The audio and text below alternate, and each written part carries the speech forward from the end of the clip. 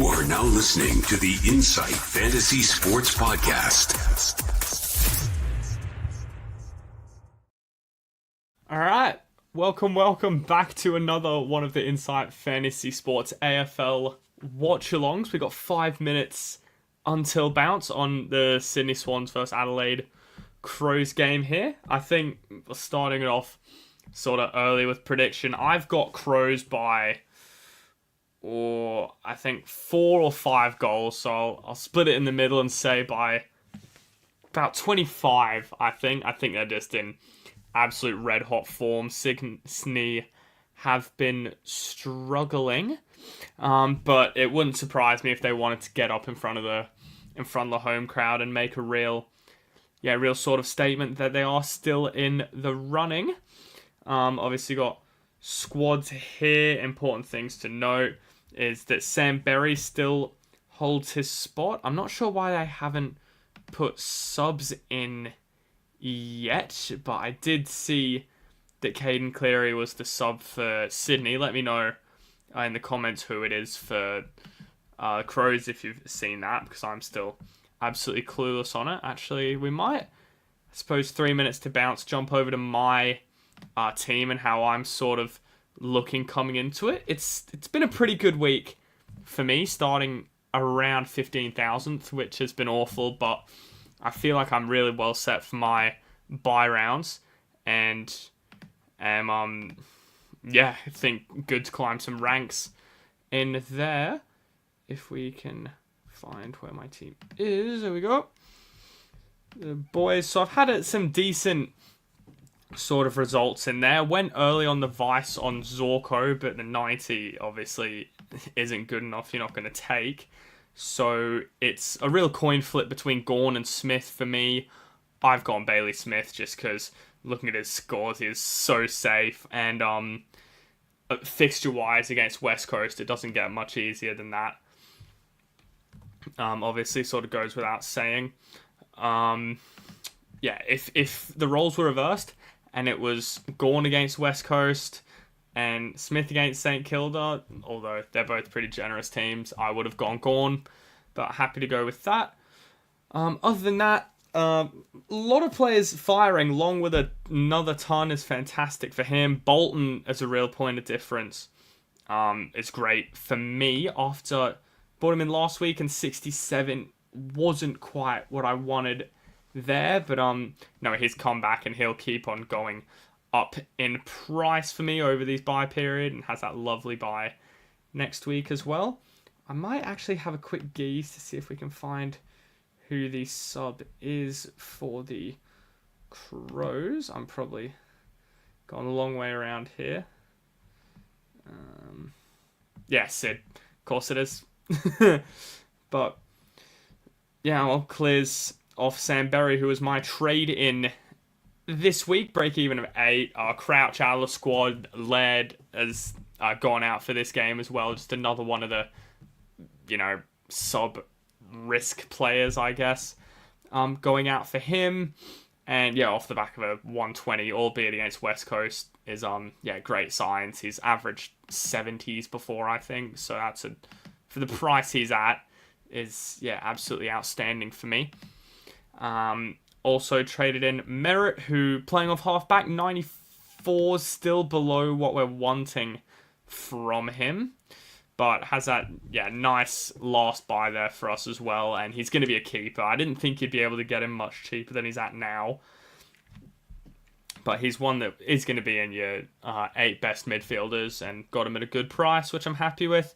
And obviously Angus Clark with that huge -23 break even, getting a 40, but it'll still keep his cash moving, and was a must own. I suppose it's been a bit of a strange one. We usually have more of a chat before these games, but I guess we'll touch base on that in our breaks and go back to the game there. If you are all live, I'll pause it directly on the bounce for you to sync up, and then from there I'll count you in, And yeah, we can play at the same time, or if you're happy just hearing my sort of commentary on everything over the top, then yeah, just go with that. I suppose the big players from this one that we'll be watching, ranking a lot of people have Dawson. A lot of people probably should have. I don't,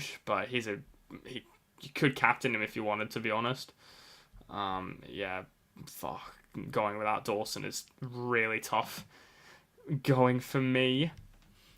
From Sydney, a lot of people traded in, obviously, the Chad. Cleary's going to be an interesting one. I'm not someone to hope for injuries, but if I was, I'd be hoping for it here. And I am just about to pause it on the bounce. I'll give everyone a sec to sync up. That should be long enough. All right, 3, 2, 1, and play from the bounce. We're live.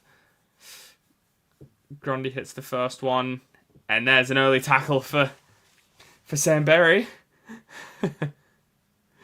That's great signs. Bolton had some early tackles in his game, actually, which is nice for me. Dawson with an early touch as well. Rankin in there. Good tackle from Rampy.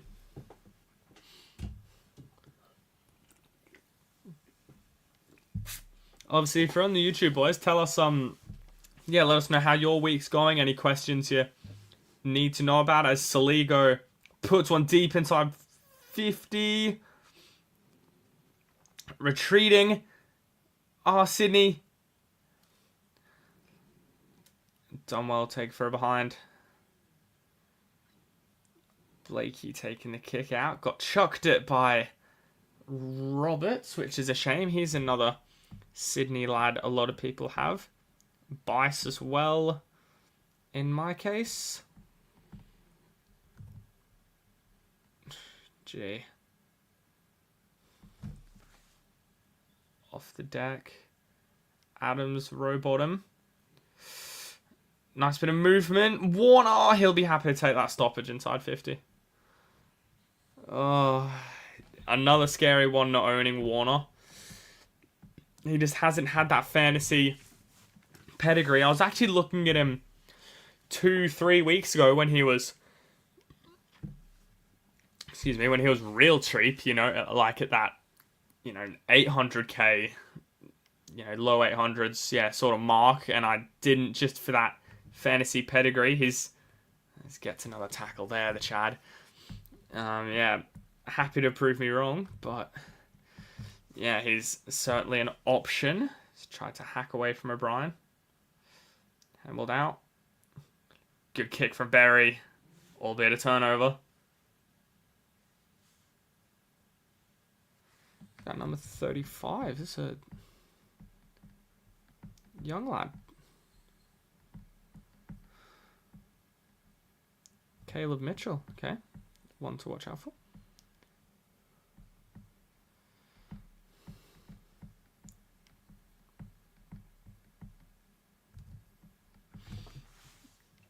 Lovely switch to Lloyd.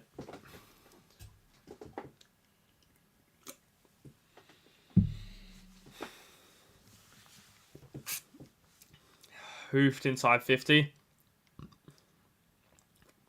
And McLean's been pushed out of it.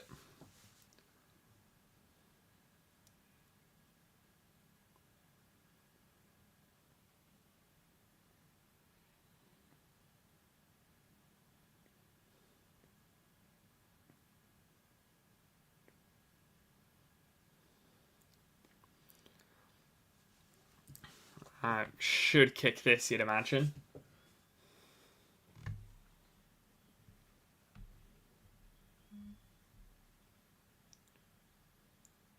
And he's got it. Sydney get the first. Great start. Yeah, I think obviously here by myself, Jolly got caught up in some, sort of personal life. He's got another commentary gig he was doing as well and got called in last minute for that, for some, park footy. So it will just be me for tonight, but obviously happy for you guys to chime in or whatever you have with any questions, topics, comments, anything like that on the game. How are we looking? Sheldrick will be another interesting one to look at, actually, while I'm on the topic. Stood away. Warner's going to get a kick off the ground to a contest. Beautifully done, Soligo. Well, now. Work from row bottom. Over the top, Millerer. 1, 2, 3. Looks at it. Has he gone himself? Millerer! Oh.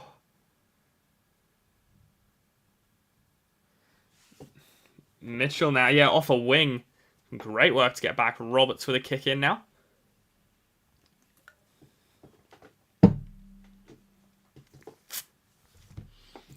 Great option to Grundy.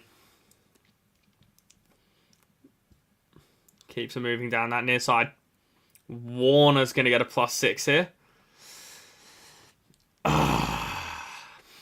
Every time I see him do anything, it's just going to be so tough. Rampy inside. Dropped mark. Goes to ground, McElhaney. Nicely cleaned up with Keane. Rankin has a +6.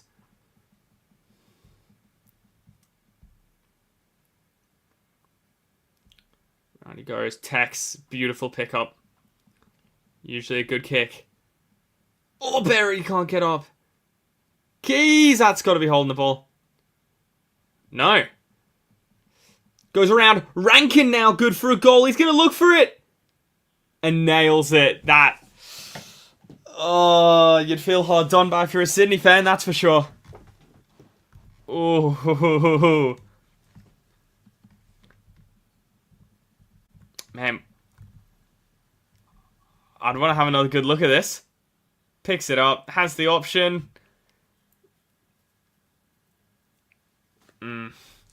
Well, again, more umpiring confusion because I remember, I think Ray Chamberlain was on 360 or whatever he was on, talking about as long as you make an effort to dispose of it, but that's if you've had no prior opportunity, and you'd think in that case, Keys has had more than prior opportunity to get rid of that. Anywho, a Rankin goal's good for good for me.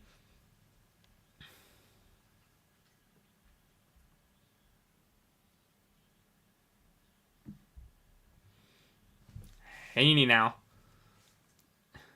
Big punch. Gotten away.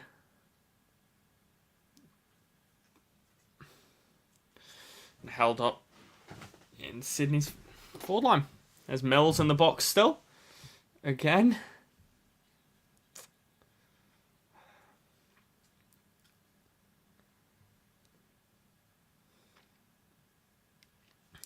And to Adams.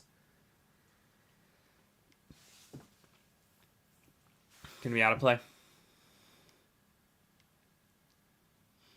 True that. Talking about the 2005 Premiership celebration round this week for the Swans, and oh boy, wouldn't have Big Coxie Heaney. See, this Curtin needs to get rid of it, and he does. O'Brien now gets rid of it. Row bottom around the corner. Behind. But yeah, those 2005 Premiership players, yeah, wouldn't have Dean Cox just wanted to get those guys in front of the team and said, look at these guys, look at what they sort of represent, and do you think you've been showing that in these last few weeks? Be a few shakes of the heads from them. Blakey gets it away. Grundy is getting plenty of it. Lord again, 2-on-1 here. Oh! Laddams! Over the top. He's going to go into the pocket. Oh, dropped by Heaney. Haywood has to be holding the ball. Yeah.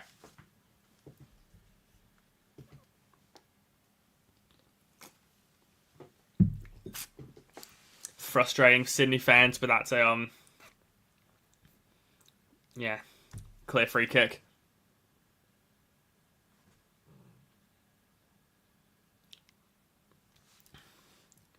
Tapped in a little bit of chip around. Haven't seen much of Dawson yet in this game, just from the eye. He's a sneaky scorer, but just myself.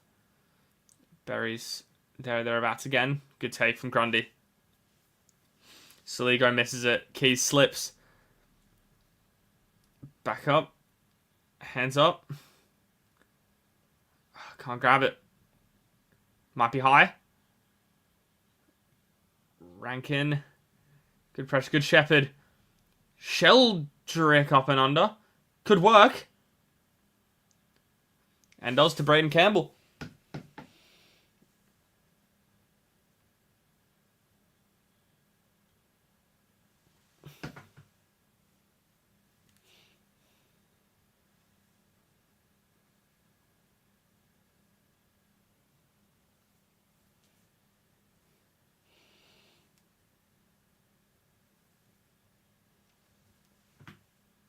Alright, Braden Campbell tries to get it working left to right, just hangs it out left.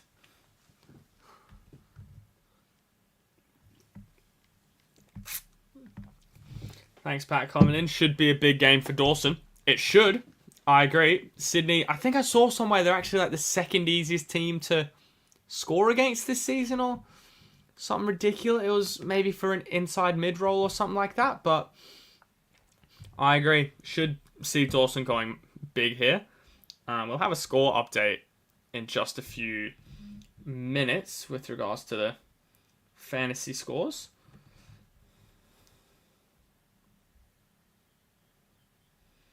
Fairly low scoring affair at the moment.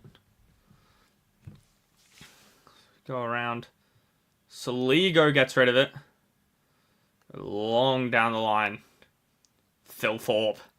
So strong overhead. Finds Peatling. And again, Dawson kicks it forward. How does he get rid of that quickly? Down. Rochelle. Pick up. Eyes for goal. And nails it. In great form. So just shows what Dropic a player can do sometimes. Great goal. Have a look at this, actually.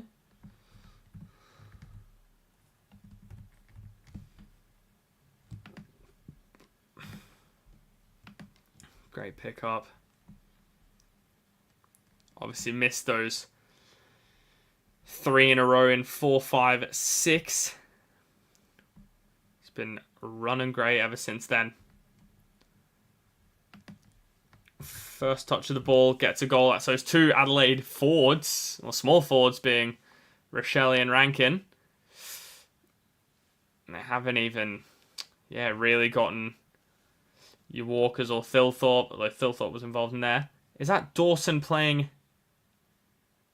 out of, inside 50s, not at centre bounce. Not this time, at least.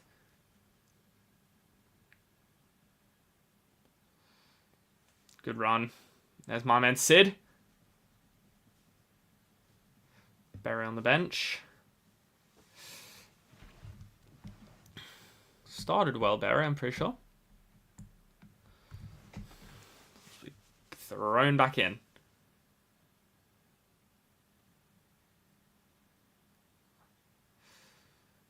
Ruck free kick again. Shelley, not 15. Thought that was closer to 20. Roberts tries to spoil. Doesn't get their keys. Gets rid of it. Saligo still fighting. Rankin can't get a tackle. Roberts handballs out. That'll be a +2 for him. And just big up and under. Melican can't get rid of it. Dawson tries to fashion a kick. And that's... 4 or 5 Swans around him in that. Beautiful rock craft from Grundy.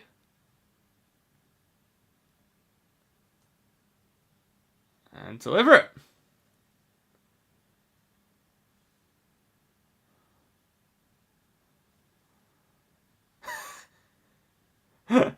Our man in the man in the crowd's not too happy with it. Kick down the line. Peatling drops it. In hard, but keeps going. Swans around. Neil Bullen tries to get rid of it. Fogarty tackling Roberts out of play. Bang! Big collision. Whew. Keeps going though. So it gets thrown back in. Tap down Thilthorpe. Rankin can't pick it up. Campbell. Back to Sheldrick. Couple touches for him. Keeps going. Laddams. Keane taken down by Hayward. Rowbottom slicing it forward. Got a battle here. Neil Bullen pushed out of it. Handball forward. Smith does well. Thilthorpe dropping the chest mark now.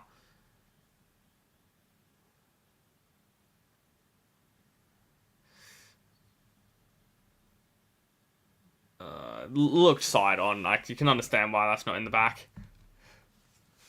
Tap down again. Trying to get rid of it. Oh, Mitchell. Again, to Sheldrick. Oh, Thompson forward. Hayward now. Centered. Oh. Dropped by Lloyd. Pedler with a good tackle.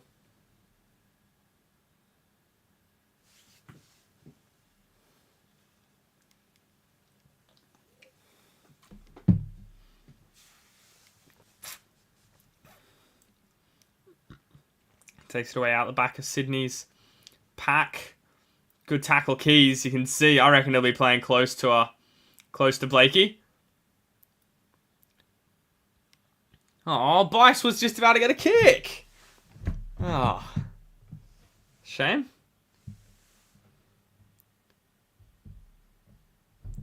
Ooh. And just again, when Bice was about to get a touch, it goes back for a free kick. It's to Roberts, though, so we'll take it.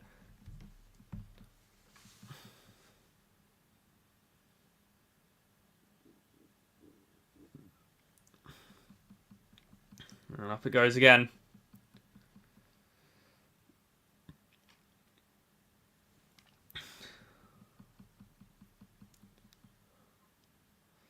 Be high contact. Don't think Coxie liked it. Man, it's been a while since we've had a goal. Who's going to get up here? 3 Swans punch it. Laddams. Carton. Peatling's doing well. Play on, comes off his line. Smothered. Gonna have to work here.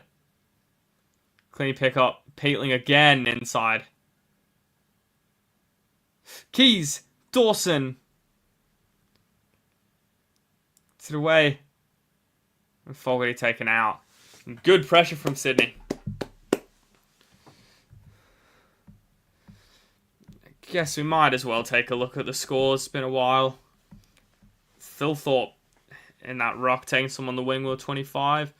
McCartan doing some work back there as well. Dawson actually on a 21 after I'm saying he hasn't been really cited. So he's doing great. Rankin 17 with the goal. Roberts 15's doing his sort of thing. Chad on a 13. Berry on 9. Hasn't done much since his first sort of start. Yeah, Corey Warner's there. Don't know who else would be looking for. Oh, Bice on a 0. Cleary on a 0. It's awful. And yeah, that'll be that for now.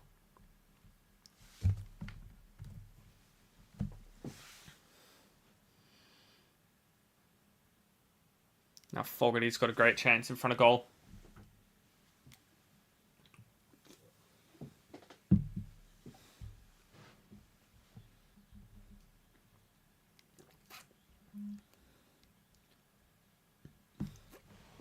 Fogarty. Looks good. And it's through. Crows by 2 goals.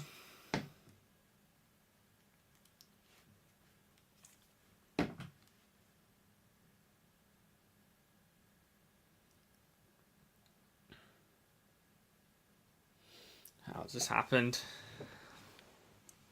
Oh.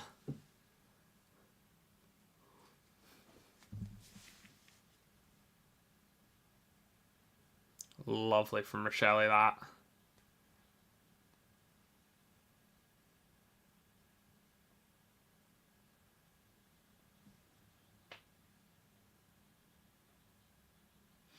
$27.5 for the season. Holy. Dawson back at centre bounce. Tapped out Warner. That's going to be holding the ball.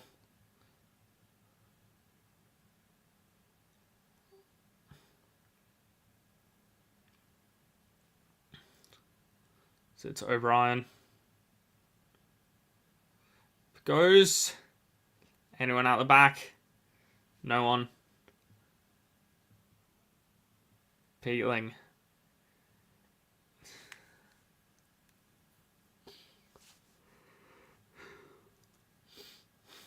One by O'Brien. Can't quite. Pedler. It's in and under it. Warner kicks it forward. Smith. Nails it. And you have to say, those goal line sort of contests, if that happened anywhere else on the ground, it'd be a free kick, but just because it's on the goal line, it's not. Well, yeah, it's not a free kick. But yeah, what a kick he is. Bang.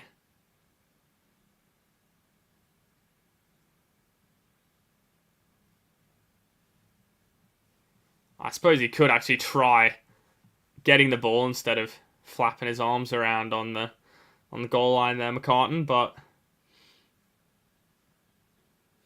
here nor there.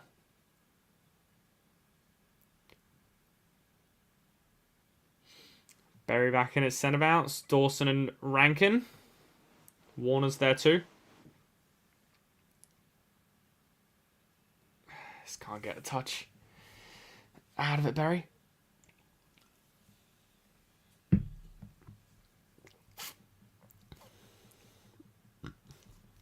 Warner reads it well.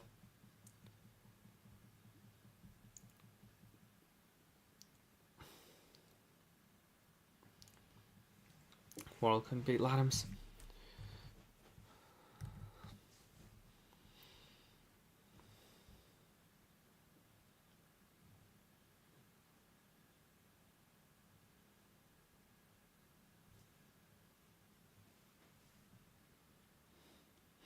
Wait, Peatling gets through the gap. Can he finesse one down the line? He can't.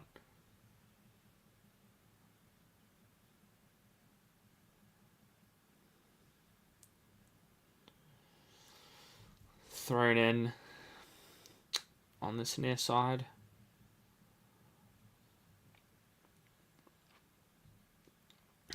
And it goes. Grundy tapped down. Dawson taken out of play.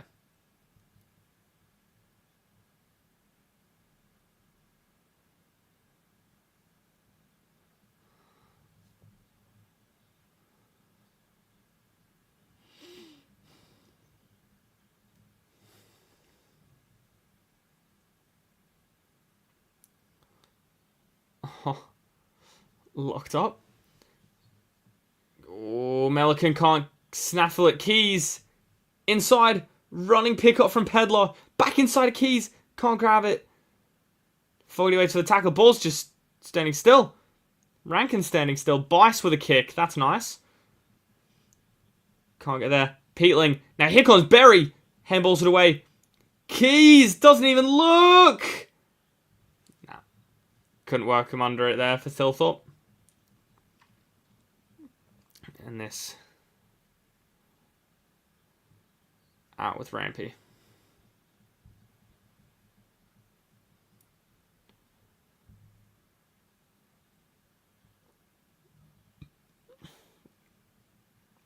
Heaney picked up, gets rid of it. Peatley again.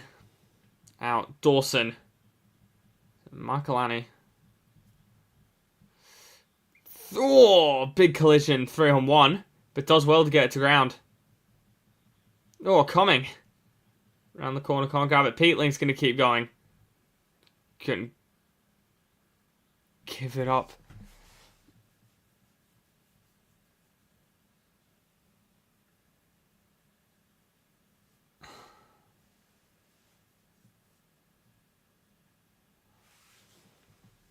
Don't know what commentators are on about with it being a free kick somewhere in there.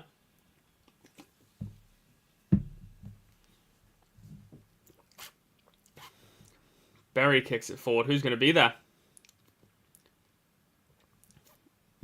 Mitchell again.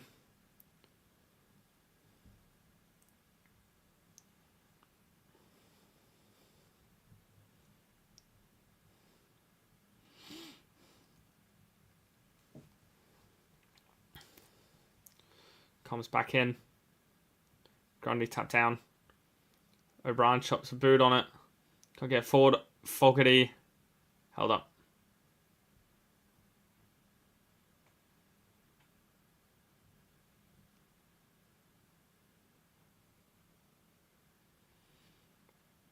Tackles again. Roberts sends it out on the full. Just not letting them out, are they, Adelaide? Back in it goes from Worrell. Phil Thorpe can't get up there and get out the back. Young Mitchell again. Can Dawson get under it? Yeah.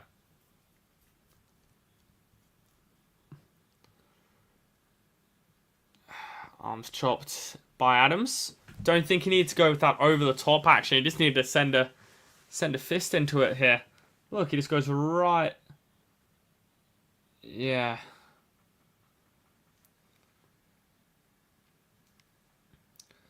Straight through the back of him. Now, wouldn't the Dawson owners love this to go through?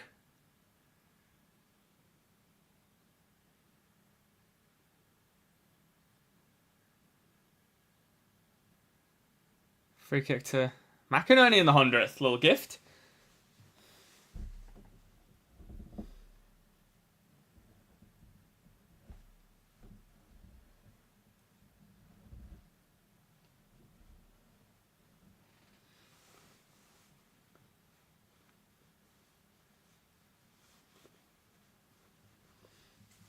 And it goes. Oh. Good mark. Switch it around. McCartan now.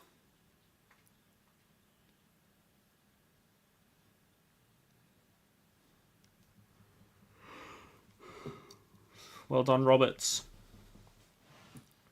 Shift again to Rowbottom. Rowbottom just misses his kick. Miller has to play on. Oh, it's 50 against.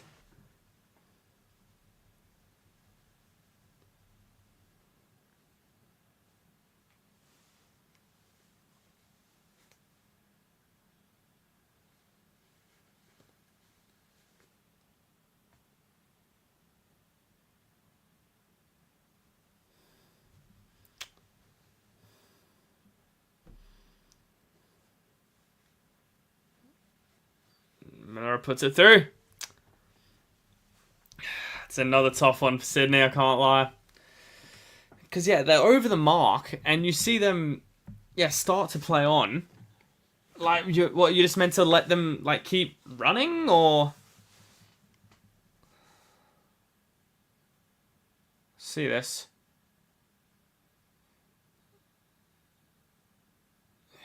Tight.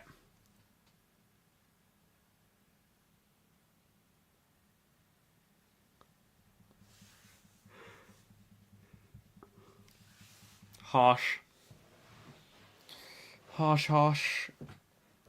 Penalty, and boy oh boy, I said Crows by about 4 or 5 goals. It's looking like it's headed that way at the moment.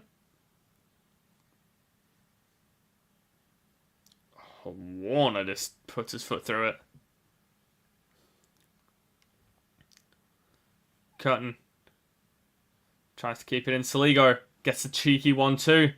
Forward to Keys. Keys shoved without it from Warner.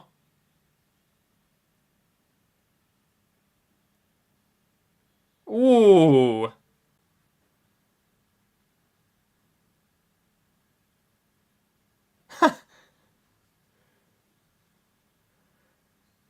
Neil Bullen inside now. Can't snaffle it. O'Brien keeps going. Rochelle. I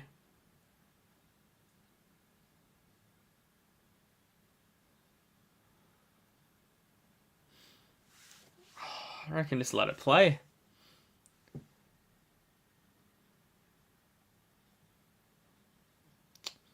Rock free kick just to separate things.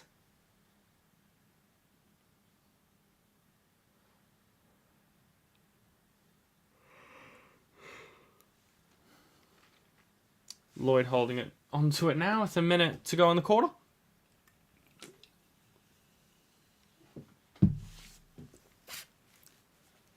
Kane is punched away with a minute to go.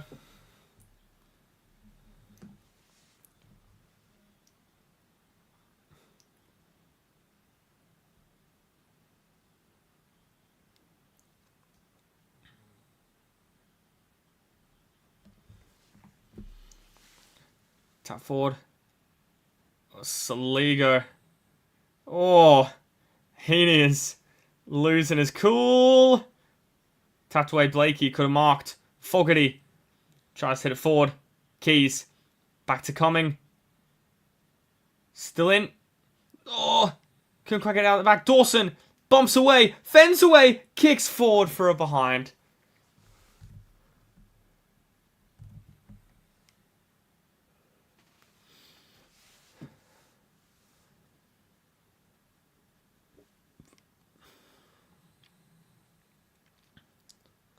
Roberts with another kick out. It's nice.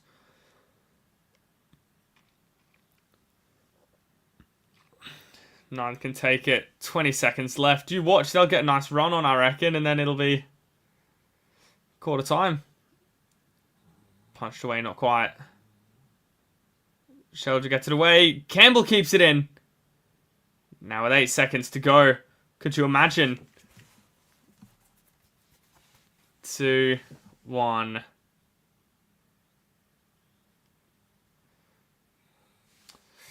Saved by the bell. 33 points to 8 in this first quarter. Let's give it a look on the fantasy front.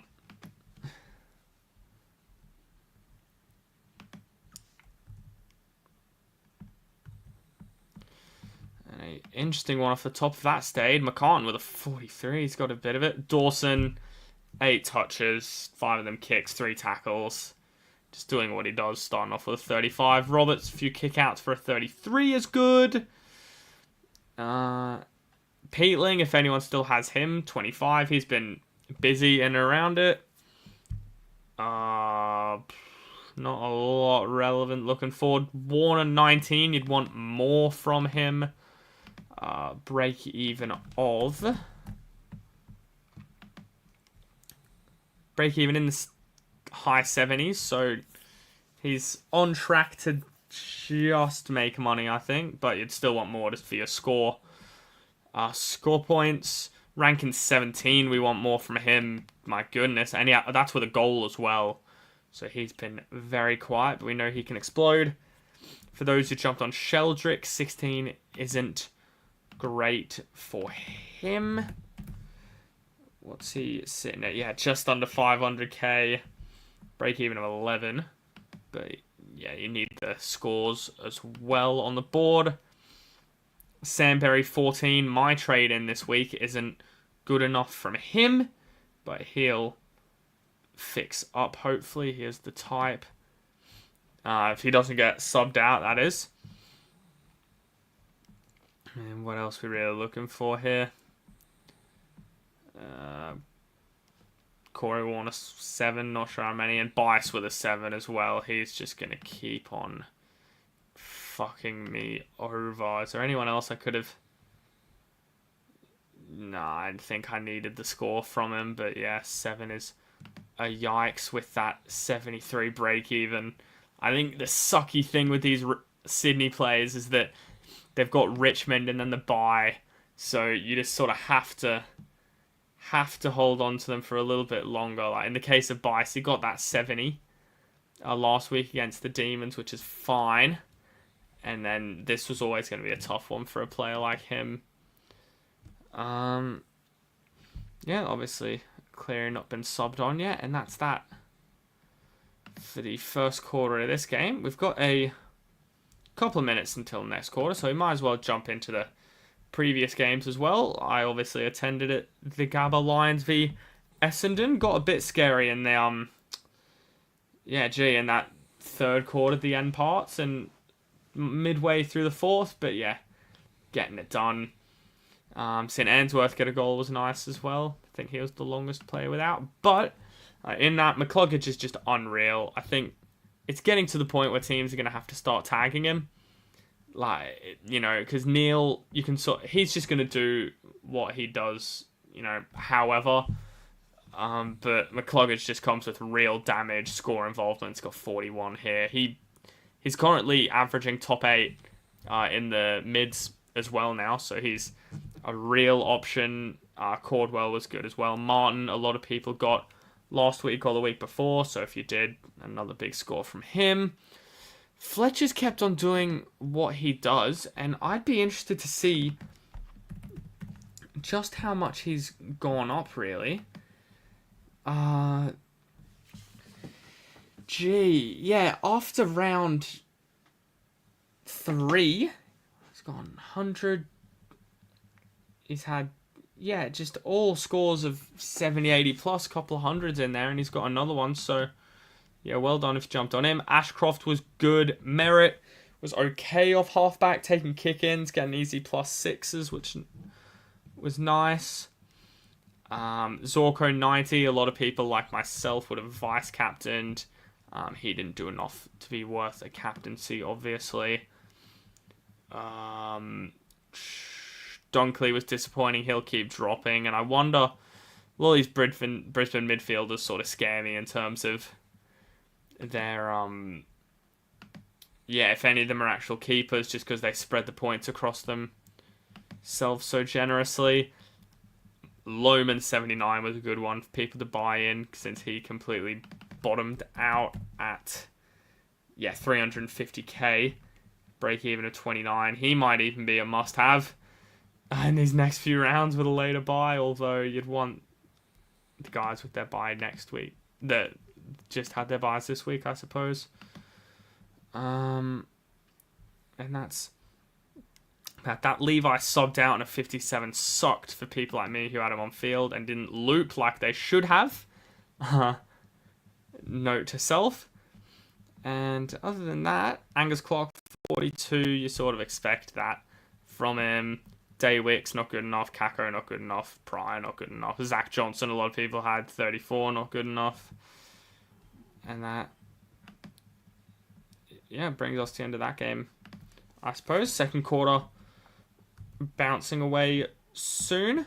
Again, I'll pause it when the centre bounce hits the floor, and then count you guys in if you're ahead of me and want to pause it through. Sweet Caroline playing at the SCG as expected. And we are paused on the bounce. Give it a few seconds. Good. Okay. 3, 2, 1, play. We are away again.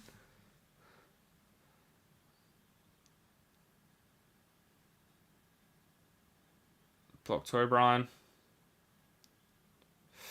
Tex tries to get up. Can't get there. Heaney. Handball away. Tap back from Lloyd. Blakey falls over. Heaney picks it up and kicks it away.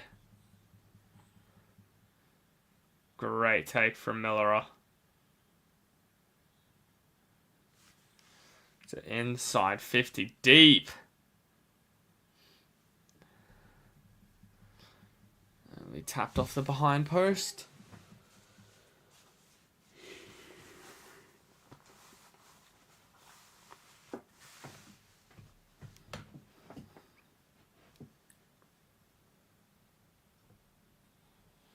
Up by 25 coming to the first.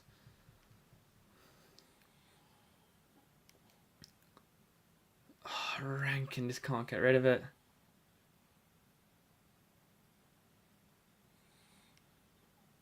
Just can't even see Bice. Don't think it's on the field. Tex. Oh! And Saligo with the goal. Now, did Tex get rid of this legitimately? I didn't. I might be saying things, but yeah. Crows with another one. Did Tex? Oh, yeah, he did. Good strength.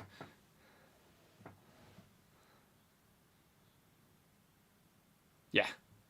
Easy as. Don't know what I was on about.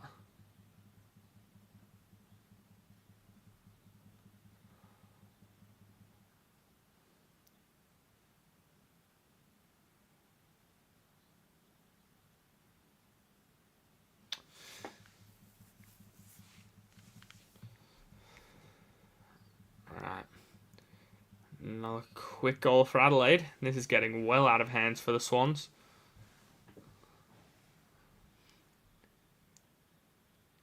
Tapped away. Jordan's going to get a clearance.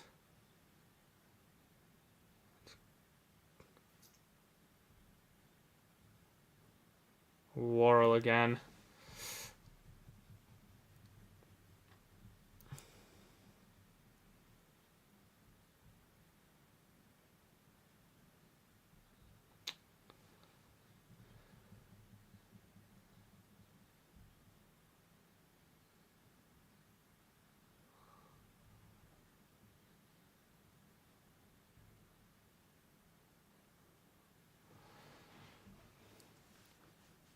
Alright. No one gets to it. Don't know if Dawson will get a touch for that. Warner gets a touch for that. Sheldrick inside. Can the Swans get a goal? Or at least lock it in?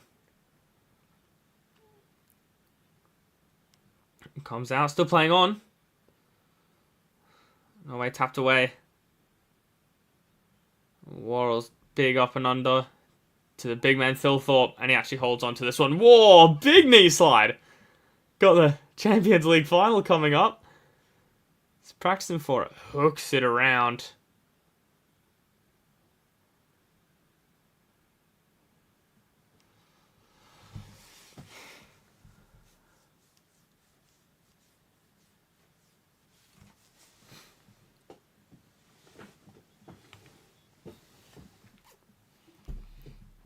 Throw him back in.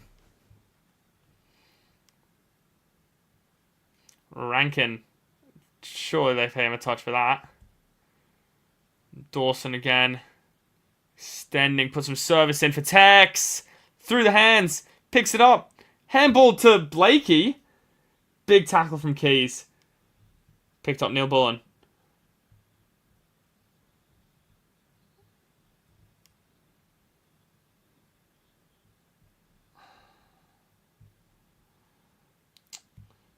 Yeah, Tex probably should have clunked that.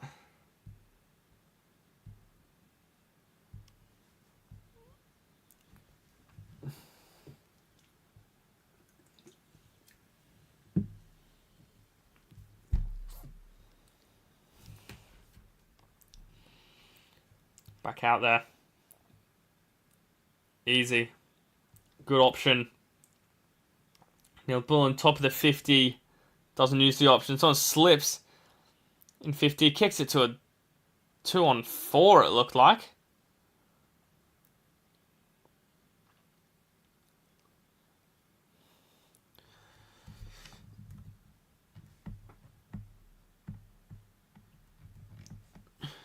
Back up Rankin on the move. Couldn't get it. Keys. Can't get it away. Still trying.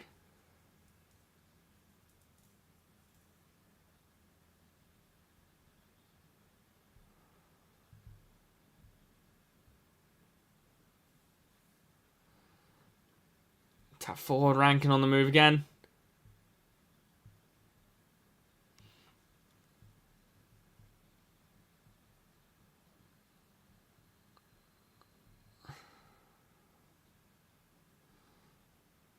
Kicked away Grundy. Picked up. Oh.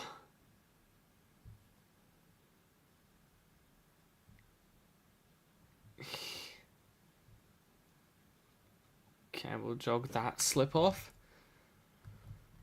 Yeah, it's just hard. It's hard watching if you're a Sydney fan. It's just got no run at all. Young Mitchell. Rampy, can they get it out? Still no.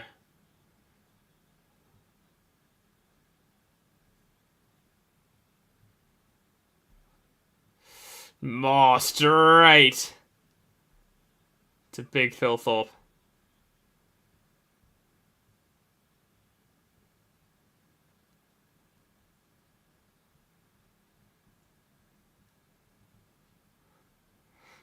Someone gave themselves a fist bump. Yeah, it's over the top of Bice. Just doesn't like the contact. Should be a goal. 25-15. Absolutely nails it. And Crows soaring. Soaring up to a 37-point lead.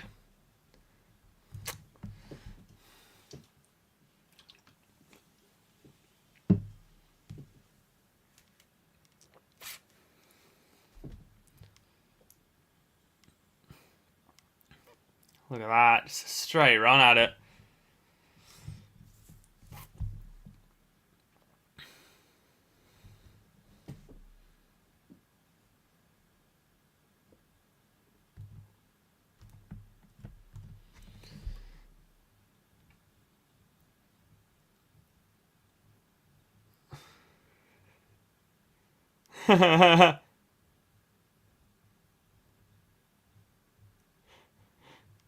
'21 Philthorpe on screen. Kicked forward from Rankin. It's going straight back. And Rankin needs to get rid of it. And does. Slipped over Melican, just slams it forward. Coming. Deft kick. It's not high enough for Tex.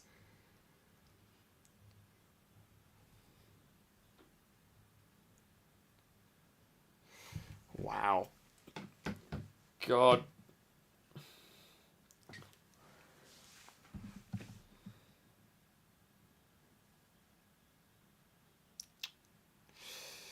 Problems for the Swans. Down from Grundy.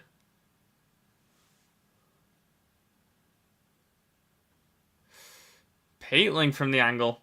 How's the bounce? And is that from Peatling or Philthorpe, or what's happened here?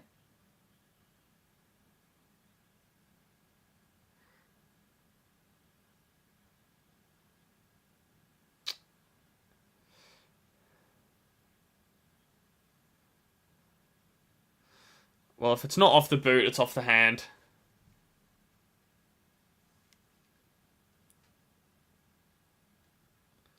Well, Philthorpe clipped it.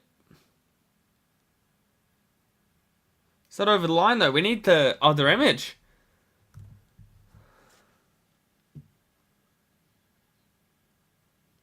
I think Philthorpe's got the last touch. Philthorpe's got the last touch.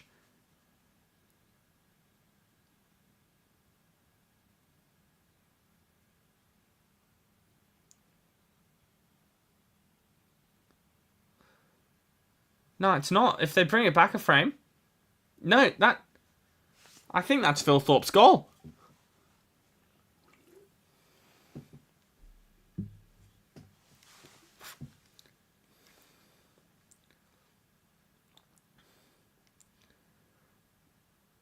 It's got to be Philthorpe's.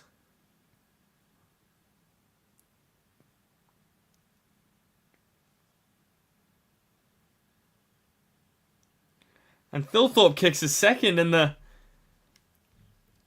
strangest of ways.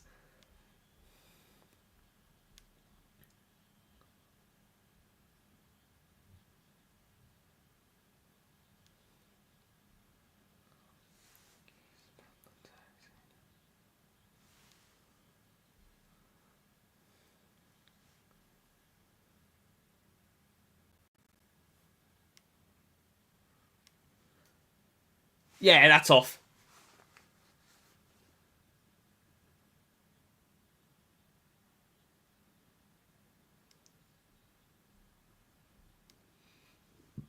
I think that's Thilthorpe's.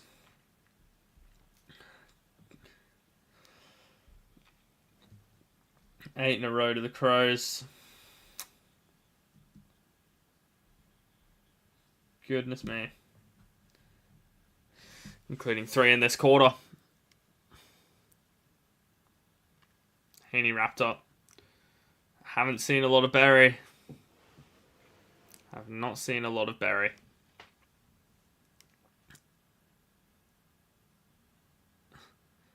Snatched by Peatling. Forward. Beautifully done. Gets boot to ball though. Come on, Berry.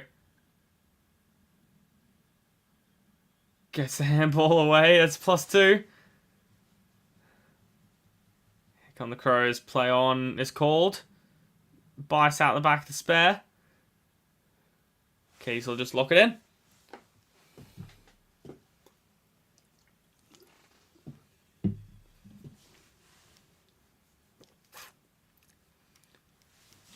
Peatling.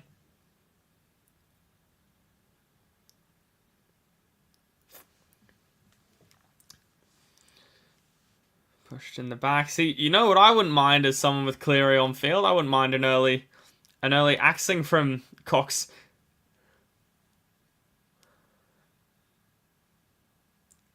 Just punched away again. Probably shouldn't be waiting too long for another Adelaide goal at this stage. Tell you what, I am fuming. I saw the score coming into the fourth quarter of the Giants v Tigers game and didn't bother watching it. Got my dinner ready, thought the game was done, and missed that. That's gonna be high. Just missed that final comeback.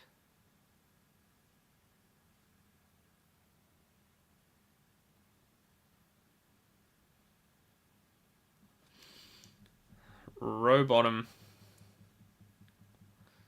Deep. Grundy off the ground. Is Warner going to pick it up? Throws it out. Shouldn't pay that. There we go. Some quick hands from Sydney. And just working so well in defence is Adelaide.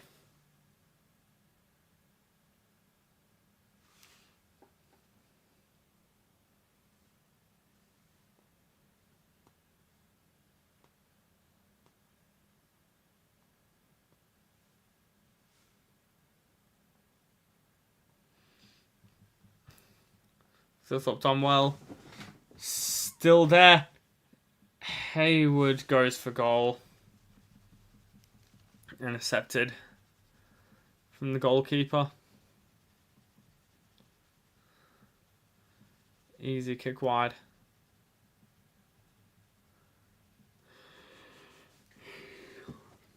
Great wall of Worrell. Thilthorpe can't mark.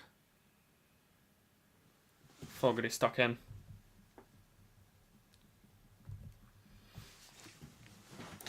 Goes again. Tucked away.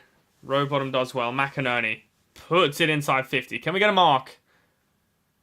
Not quite.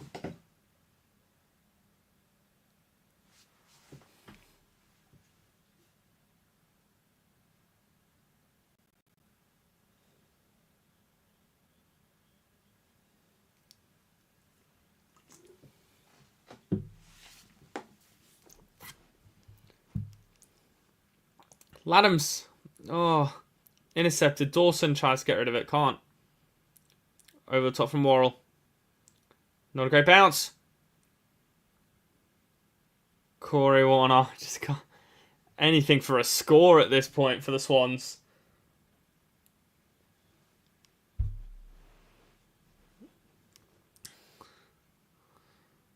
Worrell. Thilthorpe just the escape route. Kicked forward into corridor. Now they have all the runners. Hinge. Tex is going to go long to absolutely nobody. What a waste. Gets my Roberts points though, so that's fine.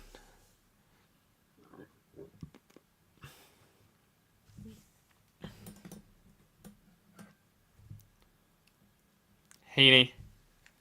Gets it away. Rowbottom. It's been busy. Blakey. Can he get on the run now? McLean just not good enough inside. Dawson just reads the game so well. And rewards himself for the +6. The Crows will just chip their way out of here now.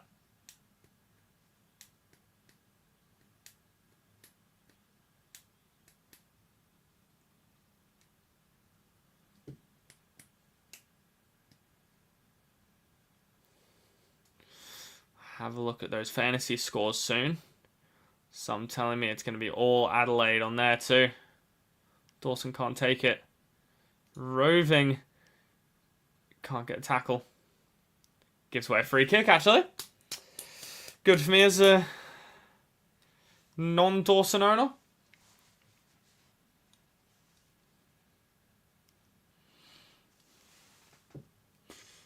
Rowbottom kicking it forward down the line. Warner can't mark. McInerney, Corey Warner. He's going to try and go himself.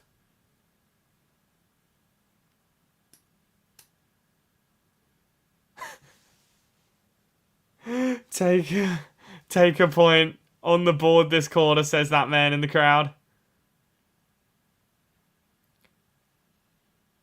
Pedler tries to work him out the back. Can't get there.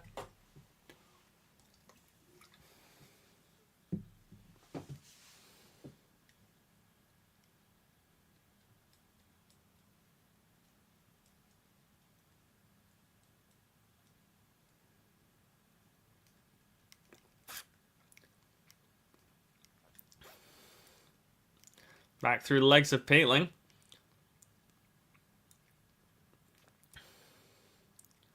Kicking in danger on Rowbottom. I thought there was plenty of space.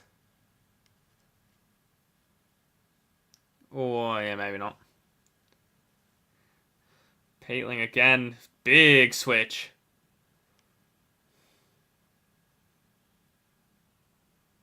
Kane looking for somewhere to go. It's not 15. Beautiful from Tex. Oh, pushed out of it. Rochelle can't quite get the pick up. O'Brien, handball forward. Roberts, great tackling pressure from Keys.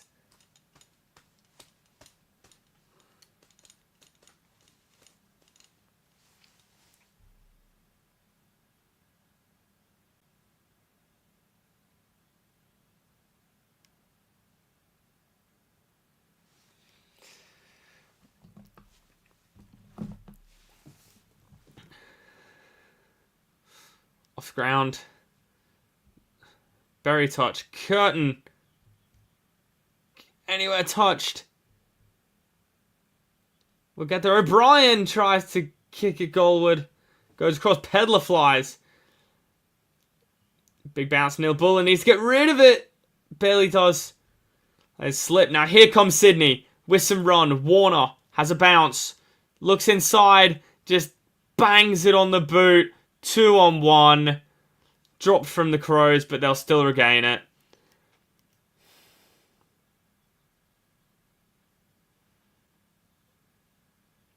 And here come Crows again.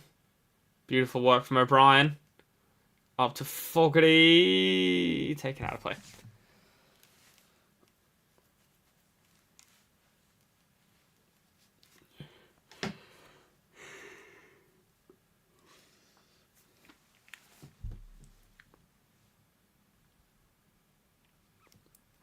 Not a lot of Rankin seen. Not a lot of any of my fantasy players, to be honest. Keys, Neil Bullen spirals it forward.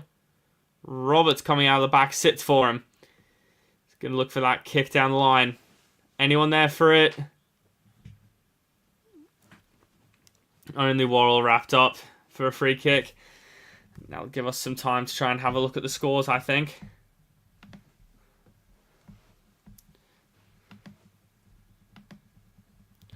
Thilthorpe 56 with the 2 goals. Crow's back. Key's been busy. Grundy's doing his thing. And relevant. Peatling to a 45. It's been a good mid-pricer. Roberts 42 is doing enough. Dawson 41. Dropped off a little bit, I think. Chad 24 and Rankin 24 both need to do more for them. Sheldrick 19 isn't looking like a great bring in.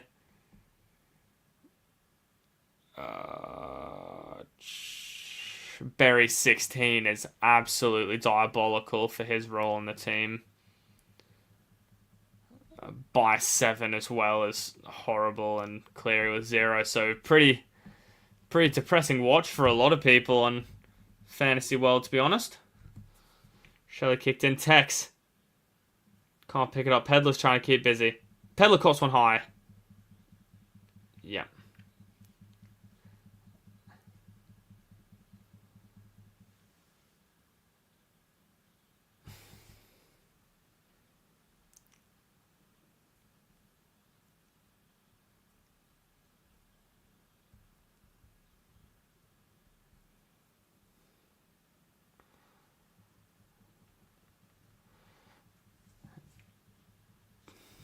Pedlar, big-bodied forward, lining up.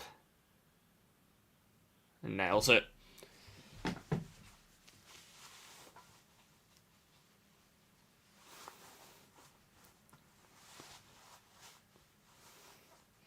Nine unanswered golds for Adelaide, that makes it. Crazy stuff.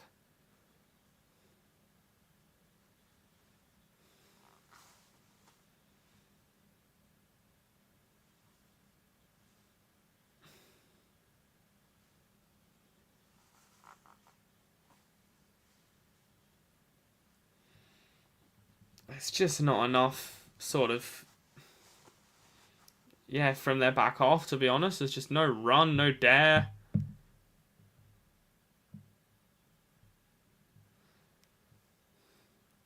I think I love Coxie, but it just looks like he's complaining at the decision now. I think there's more he should be looking at as the coach that's team is down by about 50 points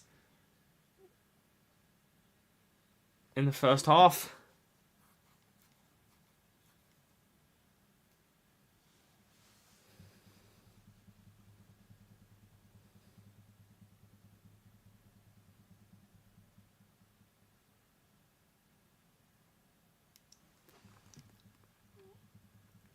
Laddams gets it out, drops it.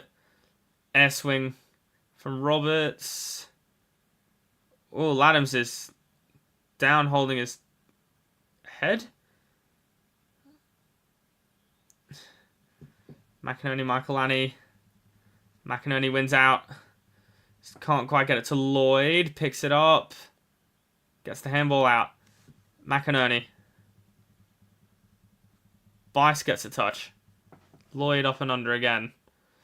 Dawson's just going to spoil that 2-on-1. Well done. Oh! Cops one on the hand and then gets one in the face.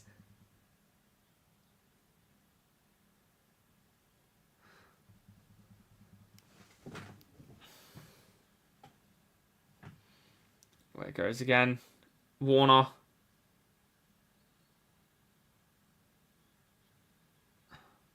Looks like he's going to hit someone, Warner.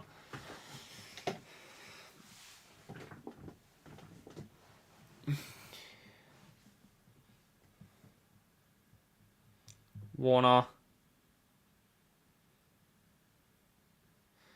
He looks like he's just playing for free kicks now.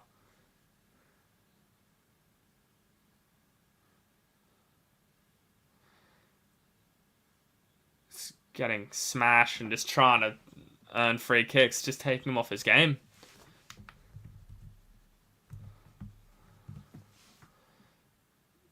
Peatling doing his best, handballs it out. Tap forward again. Blake sets a screen. Blakey to Sheldrick Roberts. Comes out. Dawson again over the top. Berry, go for goal, son! Come on! Yeah! Yes! That like almost doubles his score. Very good. Very good for Berry. Needed that. Really, really needed that. Oh. Goodness me, what does that take him up to? Like 20? Probably.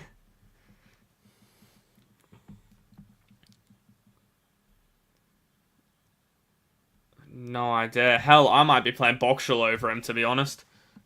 I think I'll work it out when that St. Kilda game comes around. If he's in my best 22, then he might come in. But if he's not, hang on, what's happening with... What's happening there? The fuck was that? There we go. Peatling. O'Brien, who's at forward. Good mark, Thilthorpe. Tries to pick out a target in the form of Rochelle.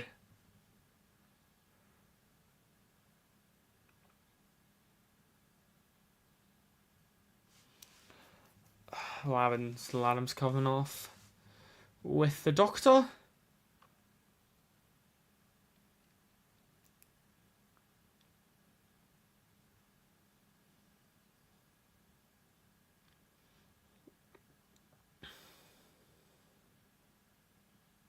And Rochelle beautifully working left to right.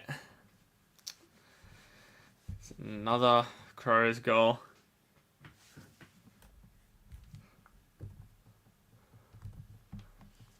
This is a very, very hard watch.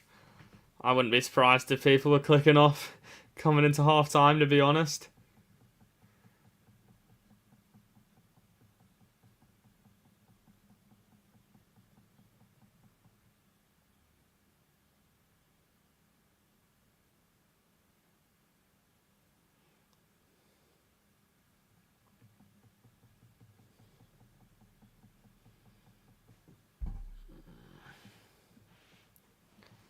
Gee. 10-goal lead coming into half-time. Warner has a bounce. Charges in between three. Can they get something? Straight down the line. Straight down the throat of Worrell.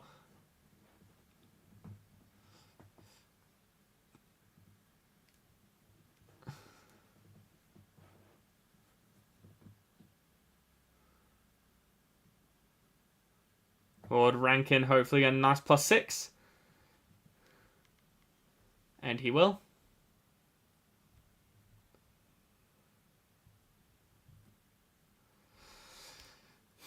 Try and get it back, Rankin. Not there. Punched over. Plenty of Swans. Gets rid of it. Coming.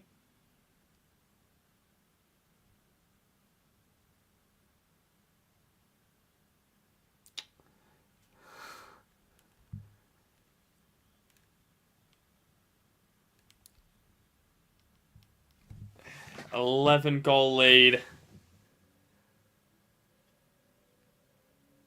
What to do? Just need a leader to stand up and say something.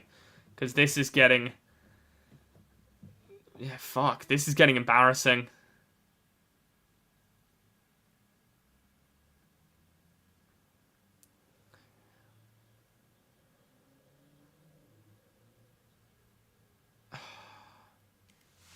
Wow. Yeah, Keys has been fantastic with that pressure. 12 goals straight.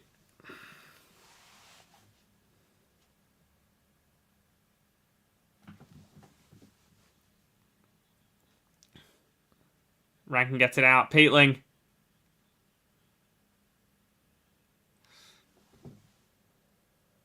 On the ball. Oh, that should have been...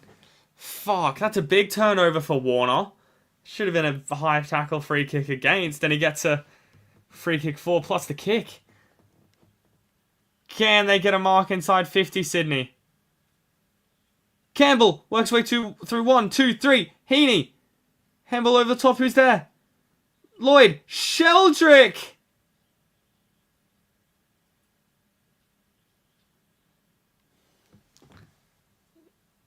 Yeah. And they're getting the crowd cheers for the behinds. That's... I've been in positions like this as a player, obviously nowhere near the standard of AFL, but it's just a horrible feeling. Things like that. Warner, up and under. Keen marks. Play on, they're going to look for that one long down line. Big mark from Curtin over top of Lloyd, had about 20 centimetres on him.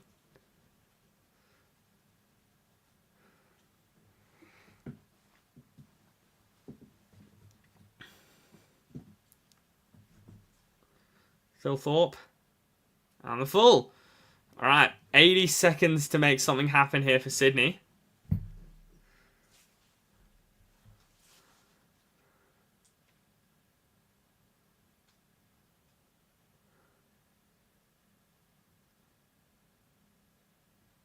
Not 15!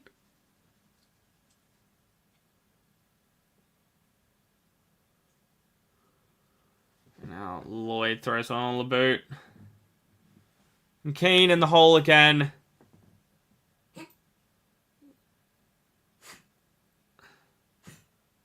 Yeah, Adams just frustrated, rightfully so.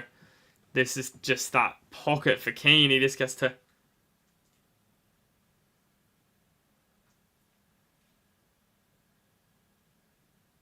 Oh, come on, Kane. Yeah, this is... You start to feel bad for the Swans. Big intercept mark from Grundy.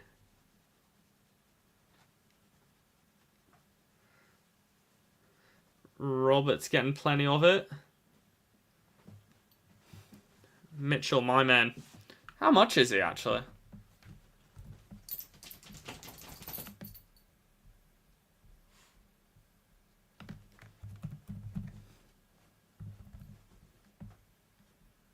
$230K.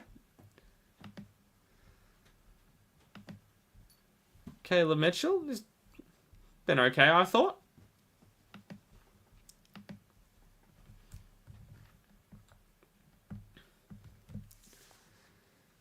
Whoa.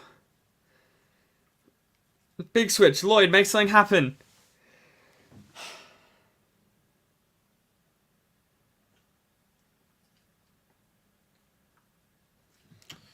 $65 points. The margin. Jesus Christ. I'm actually disappointed. I've been pretty good in picking the watch-along matchups, I tell you, but this is just unbearable for Sydney. I can't imagine how you'd be watching this as a Sydney fan. Regardless whether it's game of the year or 100-point drubbing, we're here for the fantasy scores, and let's have a look at how they're looking.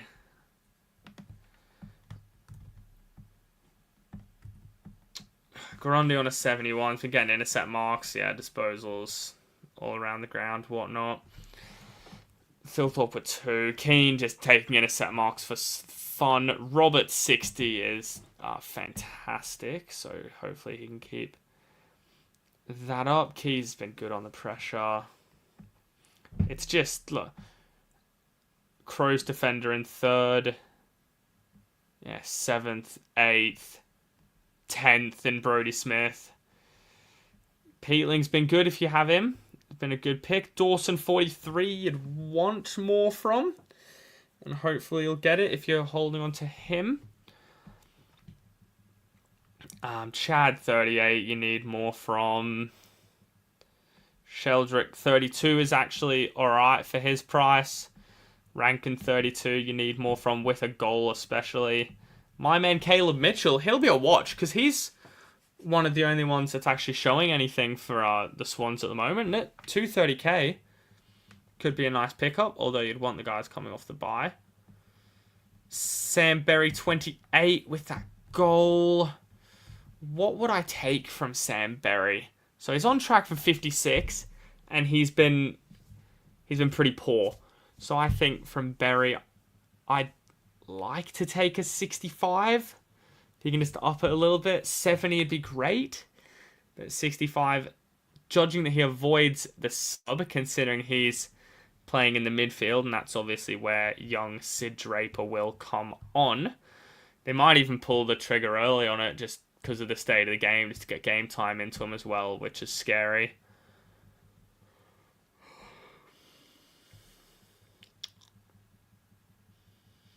Yeah, and that pretty much does it for, Bice with a 9. Just in this absolute drubbing is awful. Look at Blakey as well, 5 touches for him too. Wow, Bice on field, he's going to lose bulk cash, which is going to kill people like me who couldn't get him out. Especially with Short being still injured in my team as well. I suppose we'll take a look at the other games this round. We talked about Brisbane v Essendon earlier. Pies v Hawthorn. I watched the second half of it, but the game was pretty much done with it. Sidebottom's in almost all Australian. Well, not almost. That's a bit disrespectful. He is in all Australian form at the moment. 2 goals, 6 score involvements, I think it was.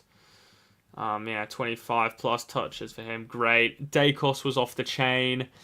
Even took a contested mark. Great banter. Poor Ginnivan registered 3 goals and 30 disposals to only, lose by 50. Long 100, extremely relevant. You hold on to him. He's really finding his feet in the AFL now. Josh 100, if anyone has him, I don't think they would. Dylan Moore's a smoky with an 87. Could have been better as well.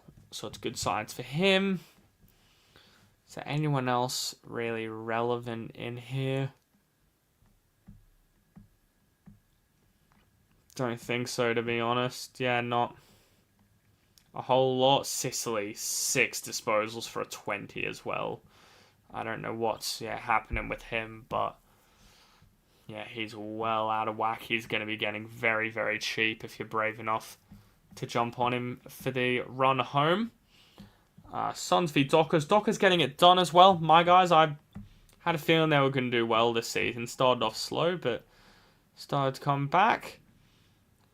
Usual suspects, Clark, Rowell, Anderson, Brayshaw, Sarong, all doing great. Jackson with a 116. So no Ruckman had gone over 100 against Wits, and he's come on and absolutely smashed it. So even with Darcy in the team as well, what was the sort of hit-out split?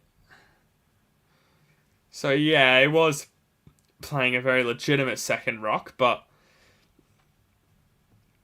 playing in the midfield when he wasn't there, 7 tackles, 15 handballs, 116 fantasy for Luke. So he's a interesting watch. I think most people have their rucks down pat. Like in my case, I've got the Gorn and the Jerry, 2 there, and I'm not going to be trading either of them out until they, in case they get injured or something. But interesting one if you haven't with Luke there. Bolton 102, had to kick 3 goals, got his 20. Obviously, it's not going to be getting 3 goals each week, but well done if you took a short-term punt on him. I was one of them, seeing how low his break-even was in previous weeks, and still there at 60, 700 on K, another 100. He's got the bye next week, but I actually think I might be holding him over the bye. And then he has North Essendon, Saints, and hey, you could even put Sydney in the easy matchups as well after this week at the moment. So he's looking good, and hopefully one I can switch to a real premium sort of forward keeper option. I'm not sure who that would be for Bolton. possibly could make money getting him for a Horn Francis, possibly. A move like that would be a really good one. For me, anyone else really interesting in here? Erasmus possibly, but still low time on ground is kind of scary. Not a lot jumping out at me. Not a lot of names from a fantasy sort of standpoint. Yeah, nothing really at all. I suppose all the top guys performed pretty much. You'll be happy with them. Like I said, Sarong, Brayshaw, Anderson, Rao, Clark. Any of them that you have did sort of their roles. And final game of today, like I mentioned, I turned it off at 3/4 time because of the, what's that? 4-5 goal, deficit.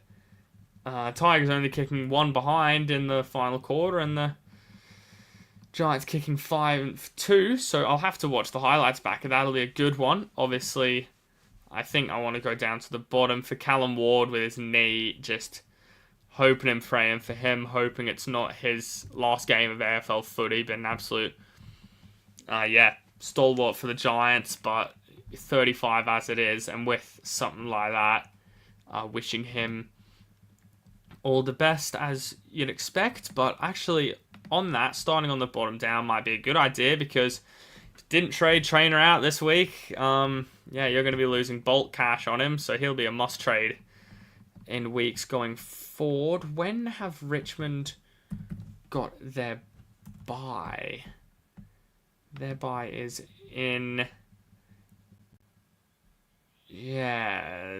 not the final week, the one before it, so...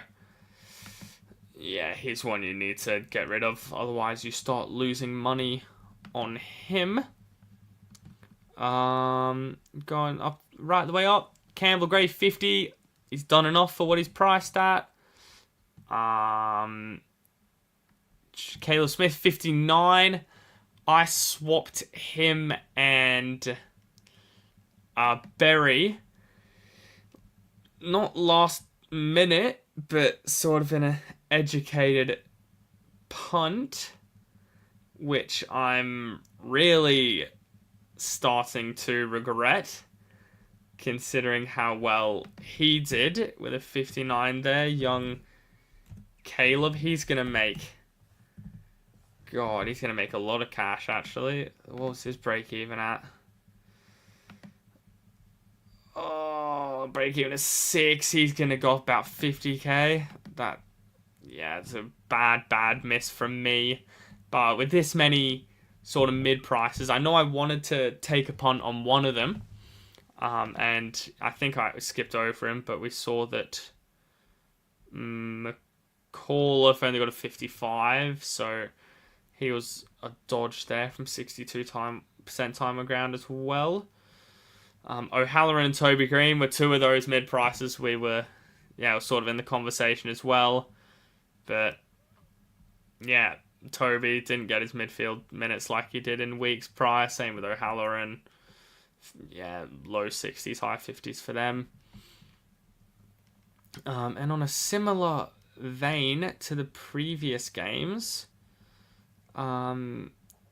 it's just the big boys doing what you expect them to do. Ash 112, Green 112, Whitfield 119 is what you'd expect, although you'd expect them to feast against Richmond, which they obviously didn't do. They just scored sort of around their average, so I don't know, it's a bit of a stalemate. You don't hate it. It's not the end of the world if you don't own them, but if you do, you're not up in arms with those scores either. So talked about some of the results. I think we didn't get the podcast in this week just because I was sick as a dog on the Tuesday that I normally record them. So we had to give it a miss. Sorry about that, everyone. But me and Joel will be in for a podcast coming this week, same Tuesday as always, for a Wednesday upload just before the Thursday game. So you get all your info and recaps and whatnot before that. But I still didn't want to forget the sort of segment, so we look at my Hall of Lame segment from last week, and there are some mixed sort of opinions on it, so I'm keen to hear your thoughts on what you think of it. But my Hall of Lame inductee this week goes to none other than Ross Lyon, with the with the whole Gold Coast Nepo baby sort of comment, sort of dig before the game, which I'm the furthest thing from a Gold Coast fan or whatever, but I think when St Kilda are in the state that they're in, going around calling a team that hasn't played finals in their, however many year existence, calling them privileged and spoiled with the whole connotation around Nepo babies as sort of, things being handed to them and things like that isn't a great look for him. I think St Kilda have been sort of getting this reputation for just complaining a lot of the time, mainly around these academy and father-son sort of topics. And I just think, it wasn't a great look for Ross, and not the sort of comments I'd be making. Like, I remember come end of last year, they were talking about Brisbane getting Levi Ashcroft after their obviously premiership win at a CEO's speech on a best and fairest night where you're supposed to be celebrating, the club and players and the season. Complaining about another club, I don't know. It doesn't really sit right with me. Let me know your thoughts in the comments as well, but that's my Hall of Lame for this week. So he goes in there. We have Membry missing one from the goal square in opening round. Carlton losing to Richmond, which we all loved. I've got McStay choosing not to go for two teammates in a handball and kicking it behind. Got Michael Frederick costing me $100 with an in front of goal set shot miss after the siren. The AFL talking about their sort of apologising for incorrect decisions, which does, absolutely nothing for the game. We have Hawthorn getting smashed by Port, a game I was really excited for. That's that 77.2 metre, 50 metre penalty against Brisbane that I was there live at the ground for. That was yuck. We've got me for 2 weeks, consecutive missing podcasts, so I'm in there as well. Essendon for their performance last week, and then we have Ross for those comments mentioned previous. So a lot to dissect there, a lot to complain about, which we love to do around here, and that'll take us to within 5 minutes of the next game. I suppose I'll go on to another takeaway from last week, which I wanted to touch on in the podcast, and that was around my 10 commandments. I've got another one listed, and I'm really starting to think I need to change the font, considering I can't even read them. But we've got commandment number 8, and we're only about halfway through the season. Listed as, thou shalt guarantee positional depth no matter the player. See, I can't even fucking read it myself. But this comes off the back of, and I'll share my screen on it here. I had the opportunity to reshuffle my team and put Levi Ashcroft in a forward slot, which was able to be looped. And he scored 57, which obviously isn't good enough. We've got these two midfielders in the form of Sam Berry, currently sitting on a 28, not good enough, and Boxall, who hopefully won't be sub. Just one of them score will waste. And I could have had Levi in there, Berry on field or Loop available, and however that goes. But instead, I said, no, Levi's a good player. He hasn't scored below, he scored below 60 once. He'll just get a good one. I'm happy to just lock him in. And then look what happens. 57 this round, subbed out, which although he's going to be a fantastic, fantastic player, and already is, he's still young. He's not immune to the vest. And yeah, look at how that's happened for me. 57. So I would have gone, you know what? I'll take him out. Cleary can play in place of him in this forward line. And then I log on before the stream, obviously, and see, Caden Cleary listed as sub. I can move Levi back in. Cleary can go out for a sub. Boxall and Berry, I can choose out of them. Obviously, Berry's not sub, so I'll probably take him. Have the choice out of those two. But now I've pigeonholed myself into having to take that Levi score, having to take whatever bloody fucking single-digit score Cleary comes on and makes, and I'll have one of these guys wasting away on the bench. So they are just rookies, and hopefully their scores won't affect me in best 18. But yeah, still an annoying one, and definitely worthy of being listed there on the commandments. And the reason I make it is to learn for next season. So I'm going to have these. Hell, I might even have them in the background behind me or something like that. But that's what they're there for. And yeah, on the subject of learning, fuck me, I hope Sydney learned something off the back of that quarter, because they have been taught an absolute lesson on their own home turf. As we come in, anyone that's just joined, I'll pause it on the bounce. So if you want to sync up with me, so we have, see things in the same time frame, just pause it on the bounce. I'll give you some time if you're behind and count you in, and then we'll go from there. But anywho, I'll tell you who needs to come out and do something of these just Sydney rebounding defenders. And main man that comes to mind there is Blakey. Needs to do something, and maybe even Bice in a lesser term. Just off the two of them. Sign away. And I have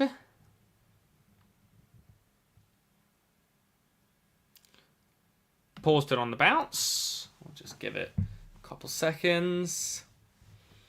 Pause it if you're there. And then I'll press play in 3, 2, 1. And we're up. O'Brien tap back.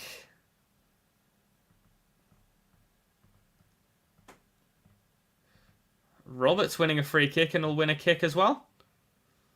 It's very nice. Oh, none of them could have get there. Worrell kicked away.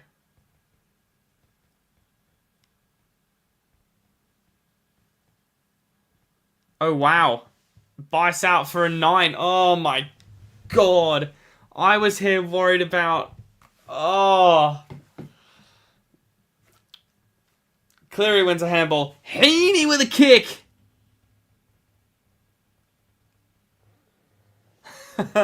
Oh, another behind, I hear, man. The crowd there say.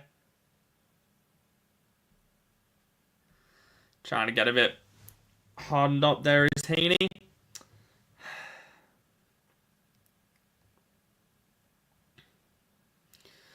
But, God, I was worried about Cleary this whole time, and then Bice gets a fucking 9.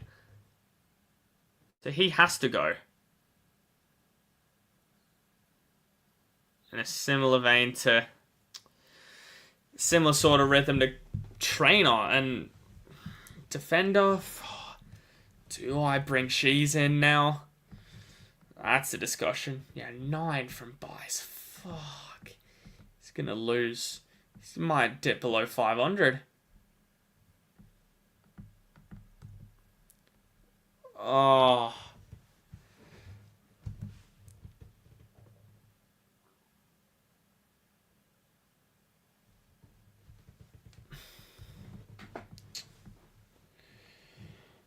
other keeper defenders do you go that have had their bye? So it'll be Dogs, North. God, who is it? Dogs, North, Port, and someone. Can they get a mark? Campbell out the back. Picks it up. Dribble! Tapped behind again.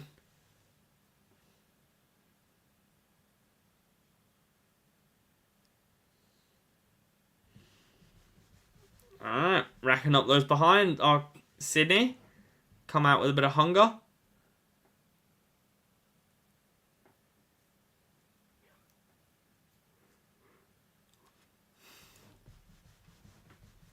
Bit more from Sydney. Repeat entries.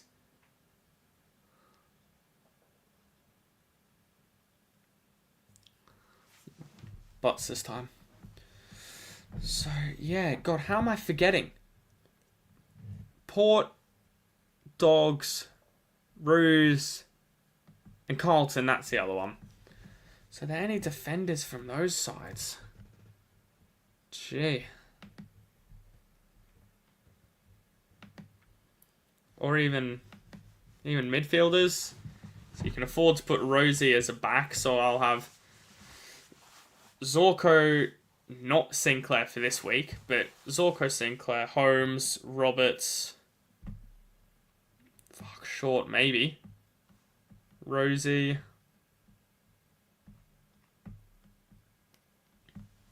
Yeah, Sheasel could be a play. Who have they got? West Coast. Oh, I'm just not certain about his role, to be honest. Don't want Dale.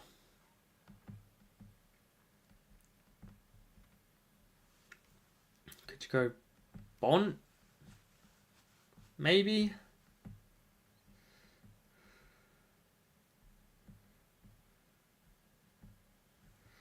Yeah, tricky one. Tricky.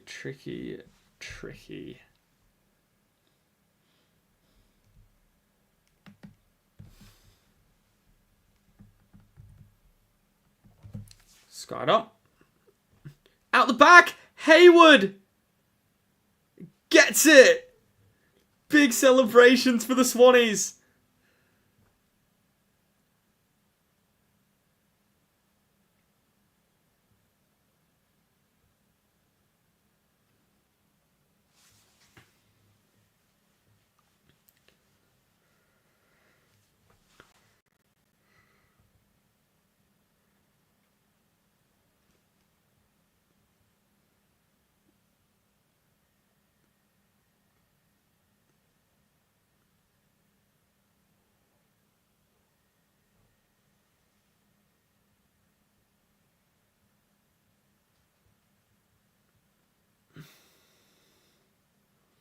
Alright, well, got one back, but a long way to go for the Swans.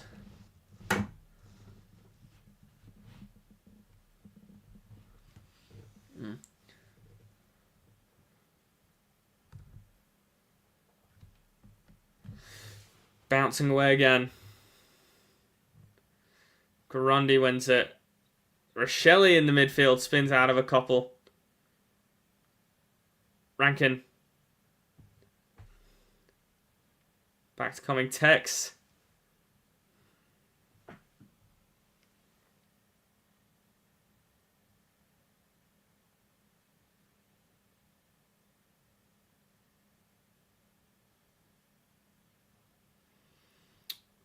Alright. Just interesting looking at some positioning here on the players.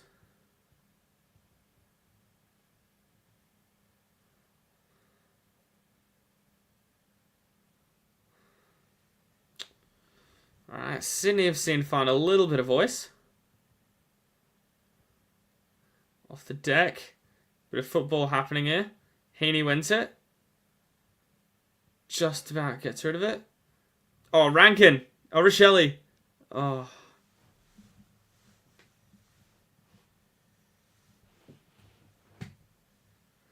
Now Blakey taking kick outs now. Just trying to get himself involved in the game. He's going to take the easy option.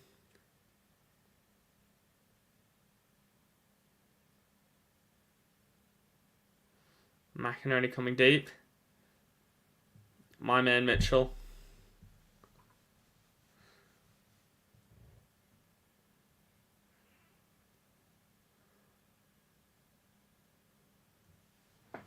Trying to unlock something. Sheldrick will get some of it.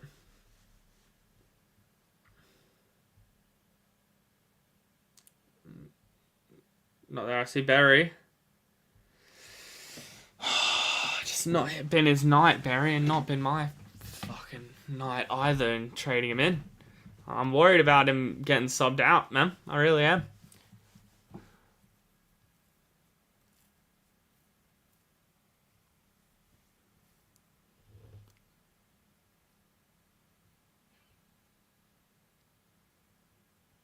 Melican threw a few.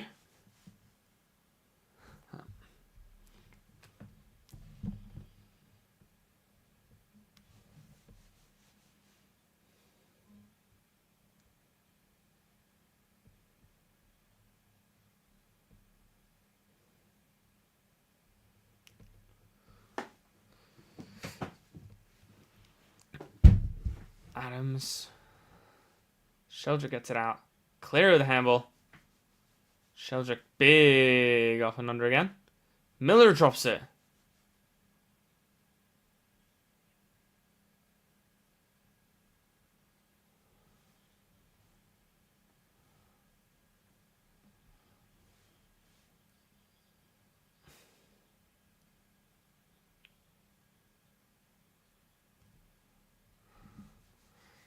Now, is Heaney going to go for this?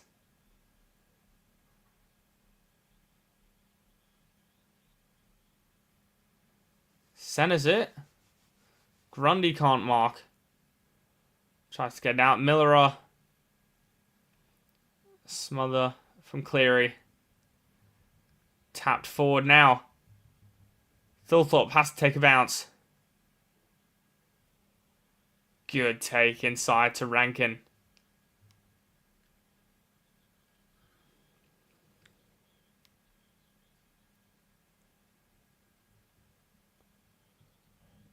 Rankin gets a run at it.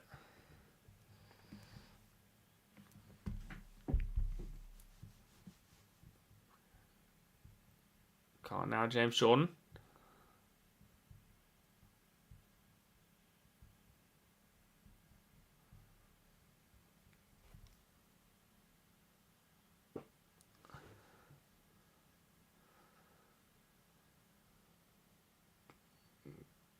Grundy can't get rid of it.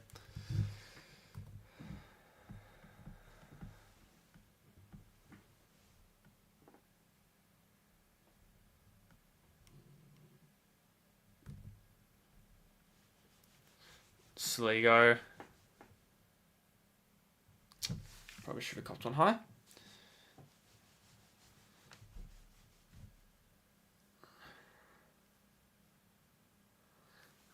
McInerney puts it inside 50.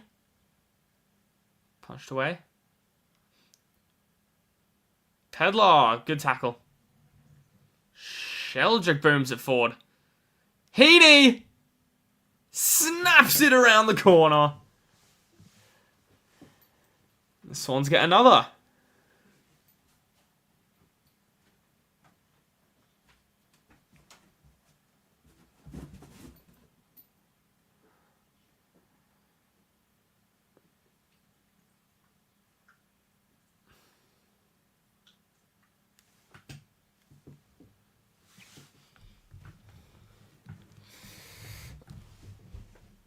What's happening, little dog? You want to get out? Alright.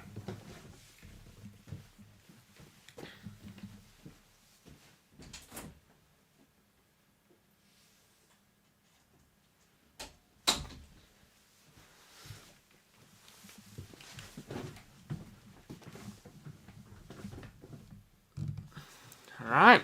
2 goals, Sydney.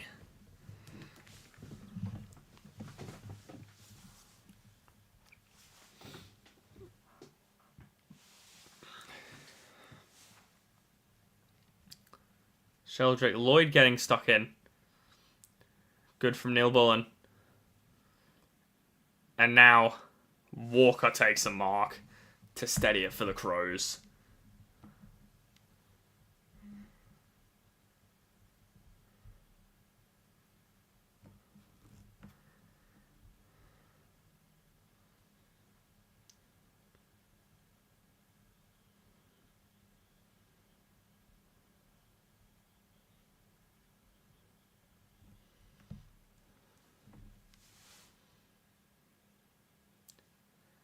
Such a good kick, Tex.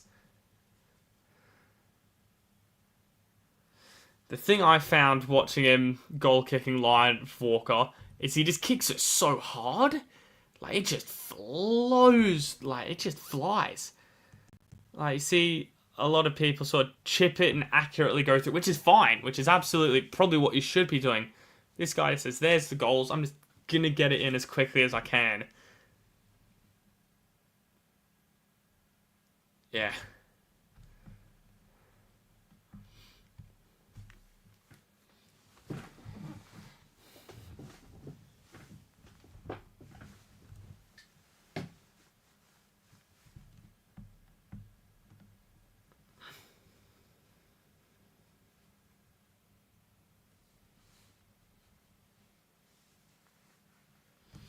Alright. Laddams. Row bottom. Adams. Gets there. And now here they come again. Sheldrick forward again. Neil Bullen and the Crows can go back. Go back to go forward. Punched over the top curtain. Who's going to be first to it? My man Mitchell. Turns it over.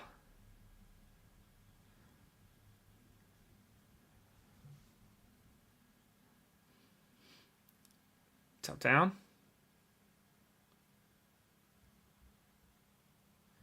Taps it to a teammate. Peatling. Now Corey Warner.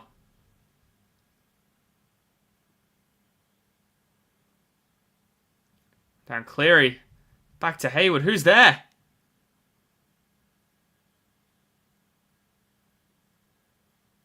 Hayden McLean now.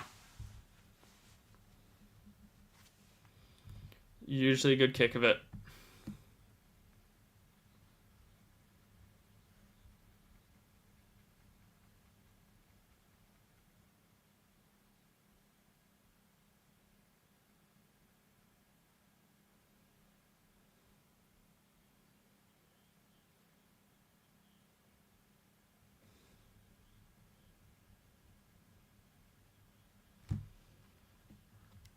And there we go. Another one for Sydney.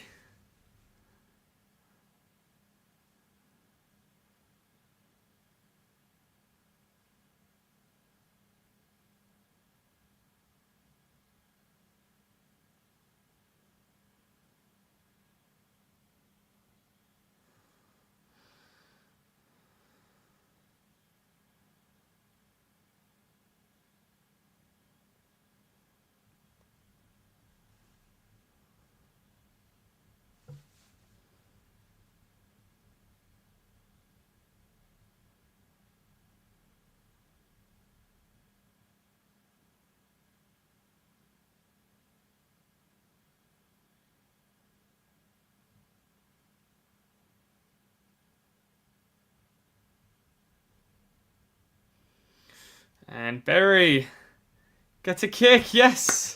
Well done, young man. Tex can't quite get there. Pedler now can't keep it in.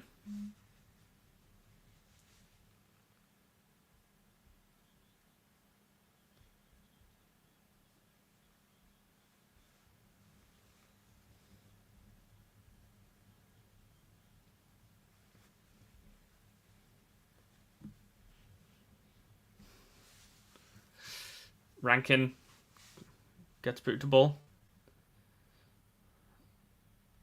Cleary can't take it. And Sydney are coming forward. Warner.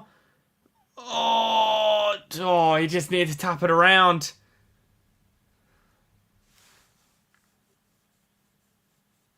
Rankin fighting. Rampy wins it. Now Campbell. Eyes darting around. Has to try and hit one. And Sydney looking to hit back.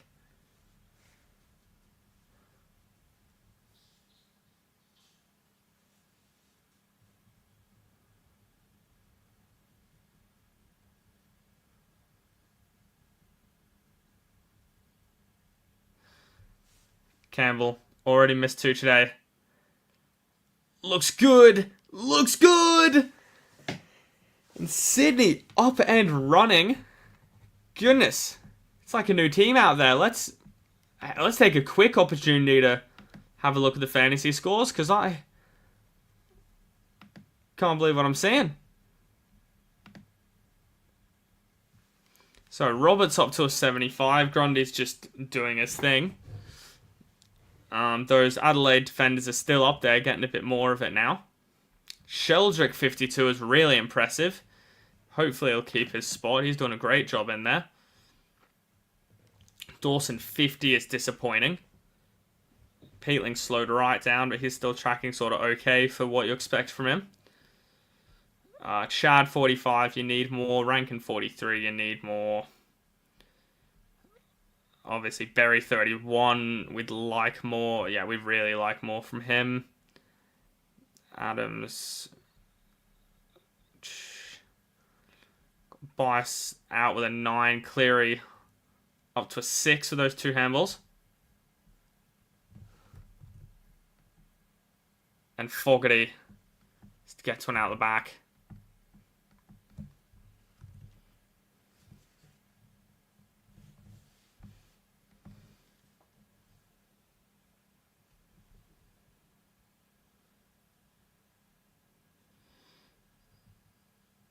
So what's happened here?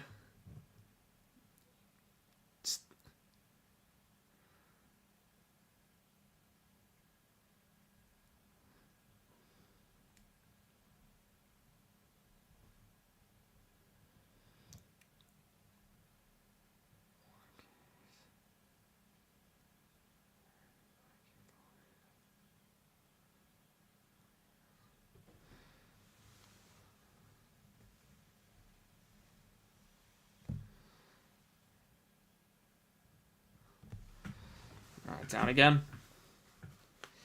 Can't keep. Adams gets it out. Heaney shrugs him off. Huge tackle.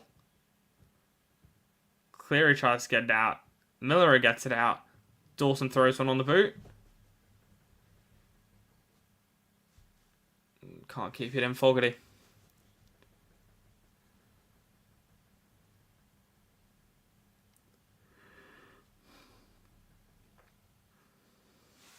Just hope they don't sub Berry off, to be honest. That would suck. It probably realistically should be him, but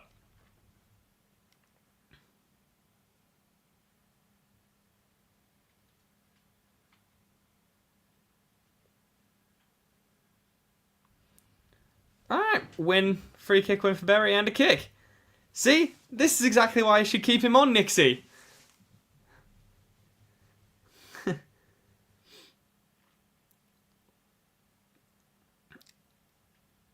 Oh. Peatling on the left. Oh, dropped Rampy. Still going.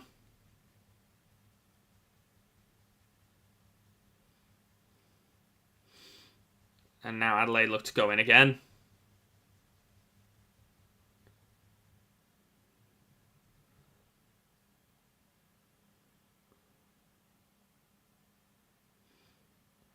Mitchell gets it out. Pedler to Rankin. Shrugs out of it. Shrugs another one. Handballs it. Neil Bullen for the snap. And nails it. Oh, Rankin. Putting on a show.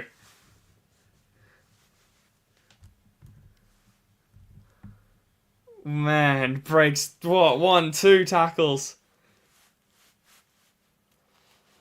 You wouldn't have want to miss this if you were Alex Neil-Bullen, would you?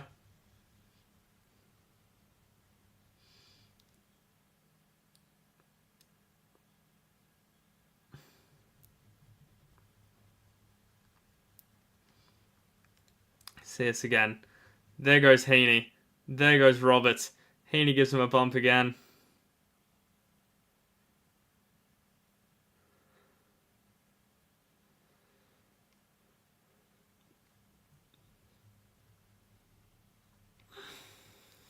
It's only 2 points on the AFL Fantasy scale, though.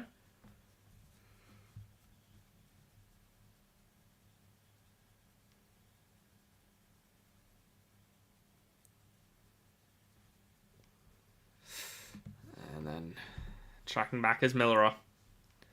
7 minutes in the quarter remaining, or 7.5.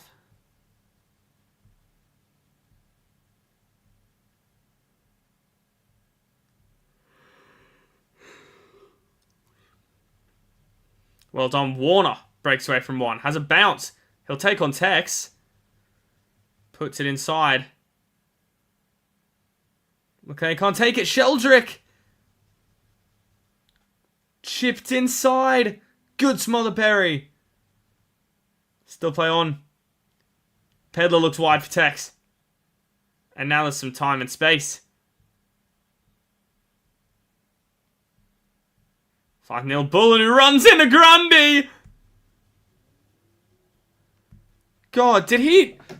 Of all the types of players to not see in front of you, a multiple-time All-Australian ruckman wasn't on my list of people to just look at and be like, and not see. Pedler good again. Not good enough to be the reason Berry gets subbed off, but now Rankin. What's happened to Keys? He's dropped off a bit.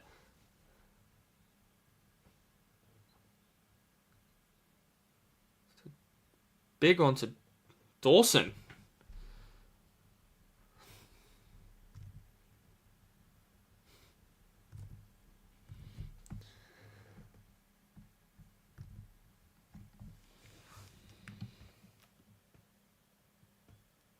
Dawson celebrating 50. Gives it the big fist pump. What happened here?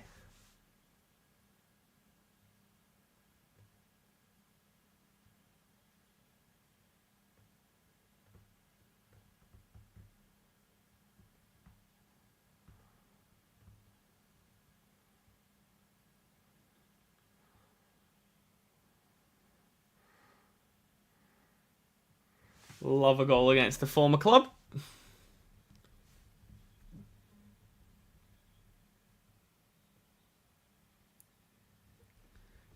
Matthew Nick's highlight.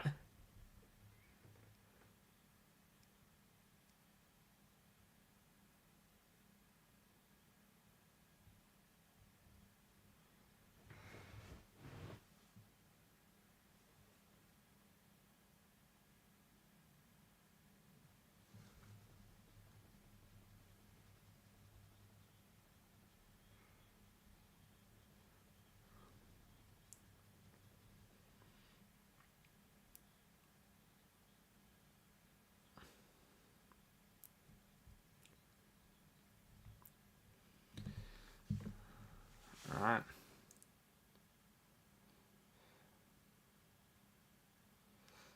Row bottom. Oh, Miller needs to get rid of it. Does so. Neil-Bullen breaks the tackle. Finds my man Berry. Can he hit a target? Keys! Has to run against Blakey! Never had the opportunity.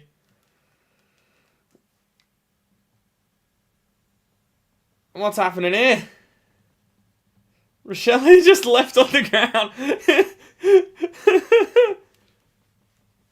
Keys in the ruck against Grundy. It's all happening here. Worrell coming. Up and under. And Rochelle gets a free. Oh! And he gets 50 on Rampy! Rampy was holding him like a handbag earlier.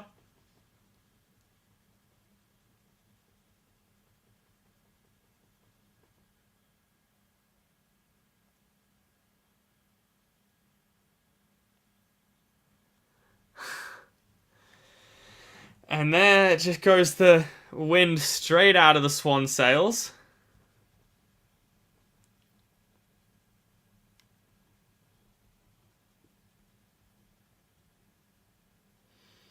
And Adelaide are actually winning for the quarter as well.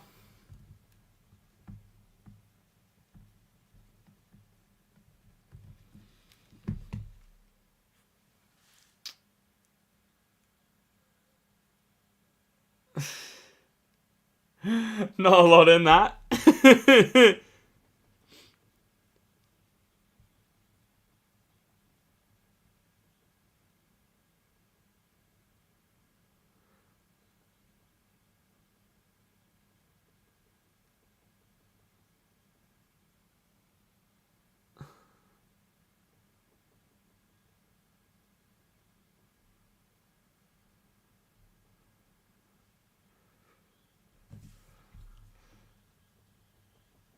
Shelley in good form.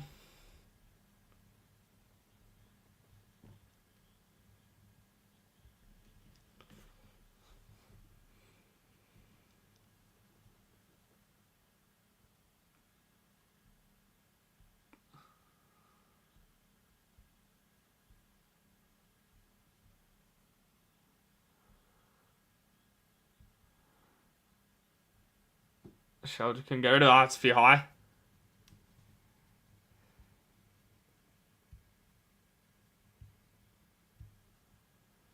Soligo now, is he trying to pick out a target?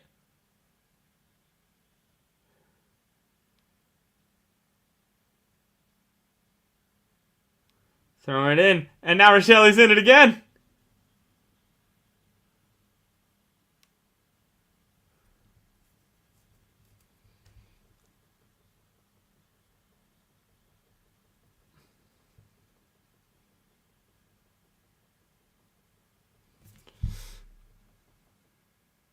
Thilthorpe.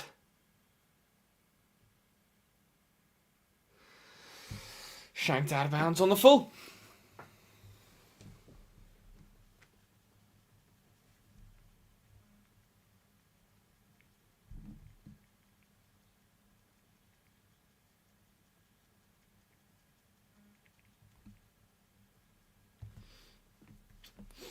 Heaney's going to boot that away. Laddams can't quite snaffle it. Big kick forward. Missed out there. Rochelle can't get rid of it. And Heaney, beautiful into the middle. Can they get to work now? McInerney, they have to go quicker than this. Play on. McLean, now he's going to go back, and there's numbers, defence organised.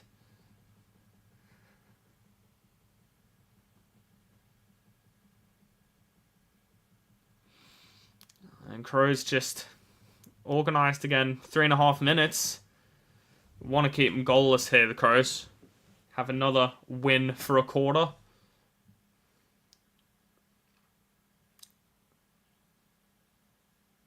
Phil thought behind the ball as well, just to sort of prove that. Oh, chipped forward! And here comes Keys! Blakey onto him! And Keys nails it in.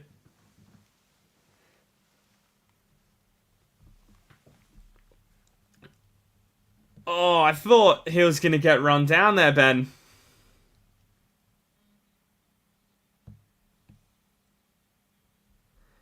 Oh, what a little tap on that was.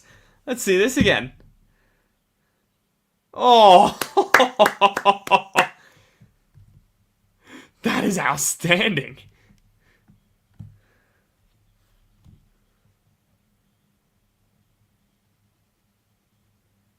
It's beautifully done.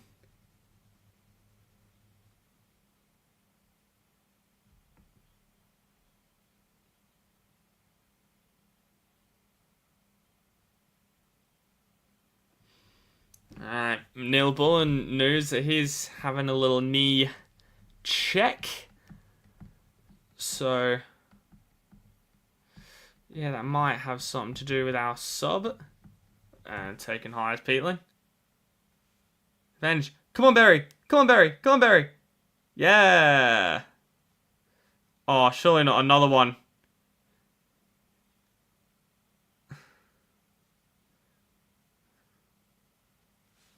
Nah.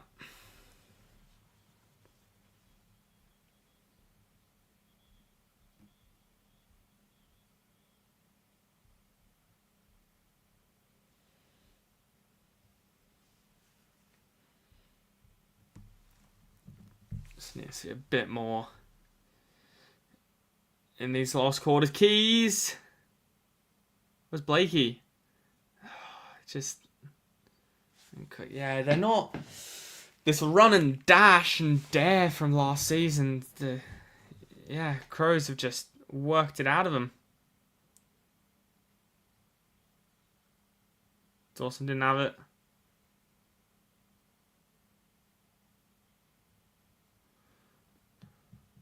On the ball is Blakey down on his haunches.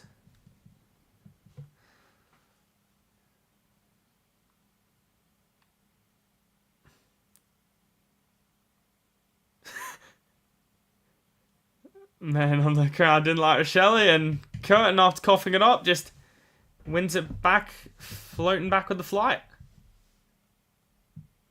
19th intercept mark for the game for the Crows. And now a bit of kick back to Grundy.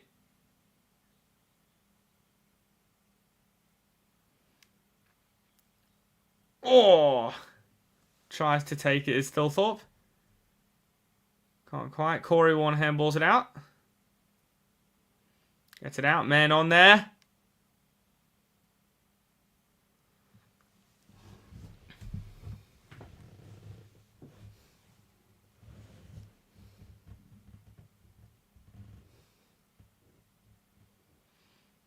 Winning it. Just another tackle in.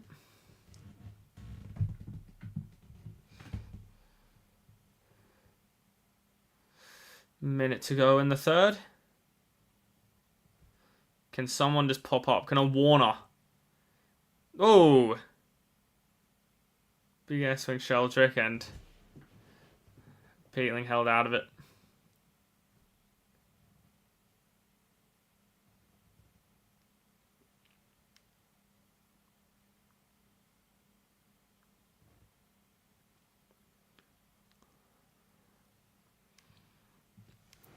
Hoofs that downfield. Grundy can't get the intercept mark. Maybe he can.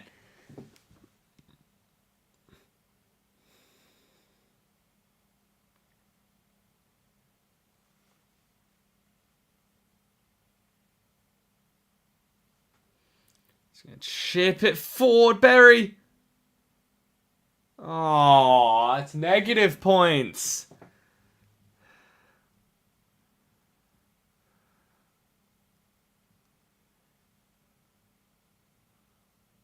Two on one.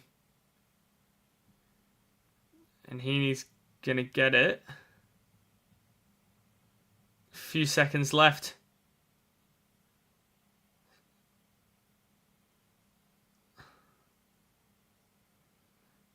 Two, one.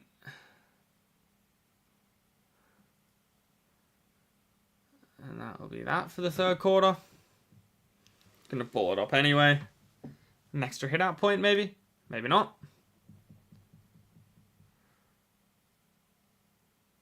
What's happening here?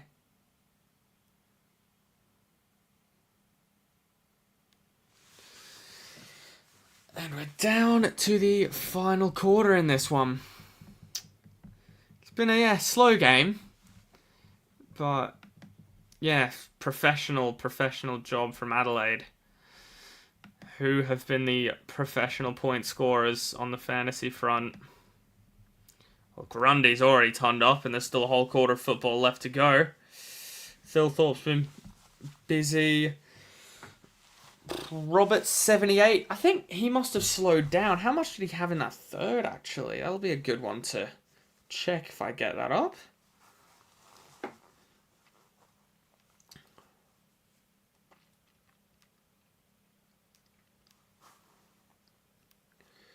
Robert had a 18-point quarter, so a slow one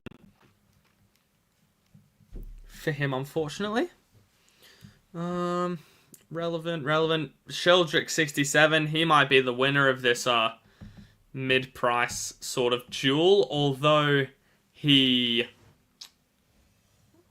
job security is sort of iffy. But for this round, at least, he's been the big winner. Dawson with that goal gets him to 65. Can he get to 100? Is what you'd want from him minimum. If you can save it to a 90, you'd be okay with that as well. Peatling, 61. He's slowed right down. How much did he have in that quarter? He had 16 for the quarter for him. Ranking up to a 55 with a 23-point quarter. So if he can save his to a 70, 80, that'd be fine. Chad on a 50 needs to get involved a little bit more, I think. You'd be disappointed if you were owning him because he might actually go down. Because what's his break even set at?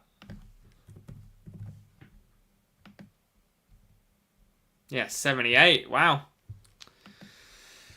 Who would have thought that'll set his through the roof, but yeah, I suppose we'll get down to them soonish. Sam Berry, 45. Look, he's on set for a 60. If he can just smash out one big quarter and avoid the sub-vest, get up to a 70, you'd take that if you're like me and bought him in. Caleb Mitchell, 41 for a basement price. He's doing all right. I'm happy with what I've seen from him. And as we move down, we get to Bice with a 9, Cleary with a 6. Those two both having, 73 and 63 break-evens respectively. They will be must-sells next week, unfortunately. Yeah, and you'll be getting some rookies in for them. It's just about which premium do you bring in with them. So you want them to be from one of those teams that have had their bye, I suppose. So who will be the sort of upgrade for you there? So from Carlton, no one really that you're going to bring in from Carlton. North, it really, your premium from North probably is Sheasel, but with the break even, you're not really sure of his role. Possibly the fixture. I don't know. You might be sort of forced into bringing him in, to be honest. Port, Horn Francis will probably be injured. Massive break even as well. He'll be losing you money, so you might as well wait for him to go down. Butters, I'm pretty sure he had a bad one last week, didn't he? Yeah, 95, 46, and 85 are his last three. And tough fixtures, so you wouldn't feel confident trading him in either. And the last team on the bye being the Dogs. What a Bont. 120 break even. God, it could be him. I mean, he's had 4. Well, of his what? 1, 2, 3, 4, 5. Of his 6 games, 5 of them he's gone 100 plus. So you know what you're going to get with Bontempelli. Jeez, Matthew Kennedy's been exceptional as well. I talk about Bont having 5 from 6, 100 plus. He's had what? 1, 2, 3, 4, 5, 6. He's had 6 from 6, going 107 plus. Matthew Kennedy. So is he going to be one of the forward keepers? Who bloody knows? I don't think Dale will be doing what he does consistently enough to want to buy him at a premium price. But yeah, decisions to come around those rookies and those keepers. I am slowly dropping a rank over this with clearing bias. Thank God for best 18. I'm usually a best 18 hater because I'm usually pretty well organized, but not this week. Alright, Keys hits it forward. Good mark. McCartan misses his target, and that'll be some pressure at the back for the Swans.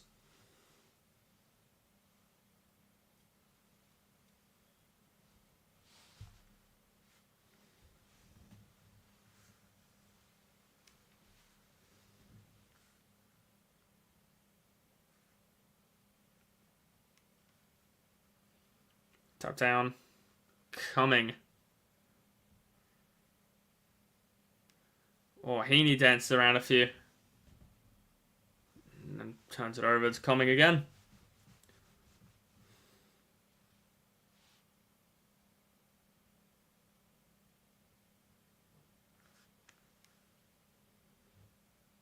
Fogarty can't mark. It's down again, Melican. Oh! Heaney switched off! Oh no, he's not feeling too good.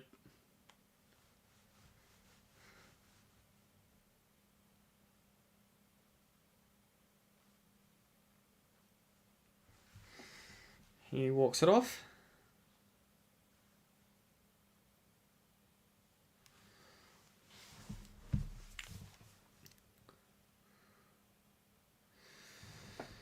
Stoppage after stoppage.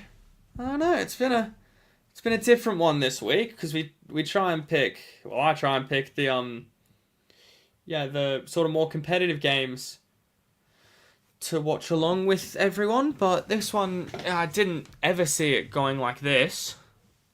I did have Crows winning by 4, 5, maybe 6 goals, but not 12. Oh, bounce. Throws it on the boot. Cleary.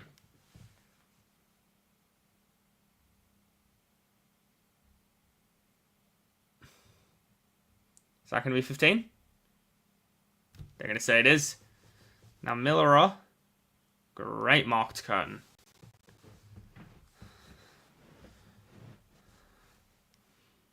Not 15.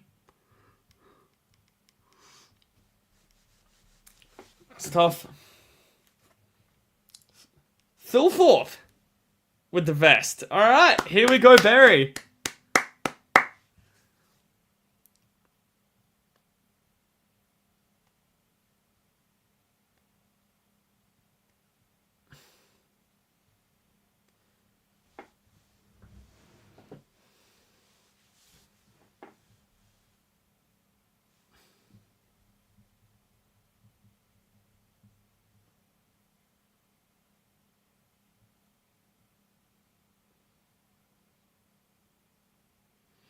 We've got O'Brien giving the run.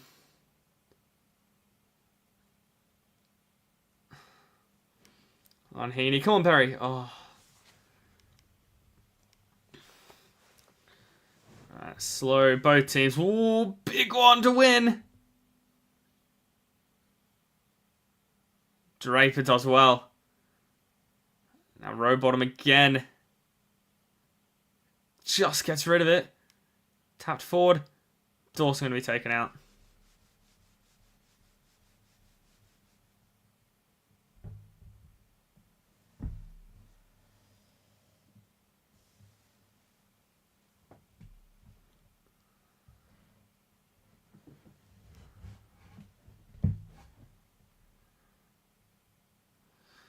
Warner can't get rid of it. Grundy wins it again. Beautifully done.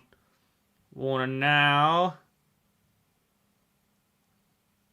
God, Warner...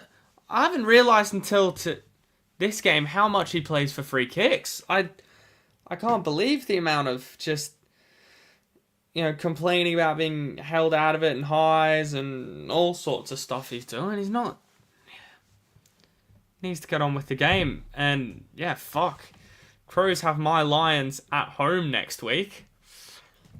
We drew there last season, so that's going to be an absolute cracker.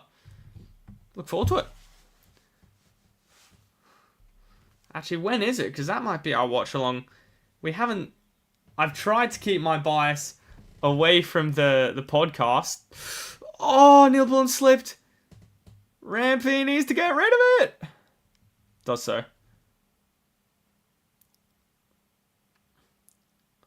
Or Hinge. Oh, no. As well. Keys. And it's through. Well done.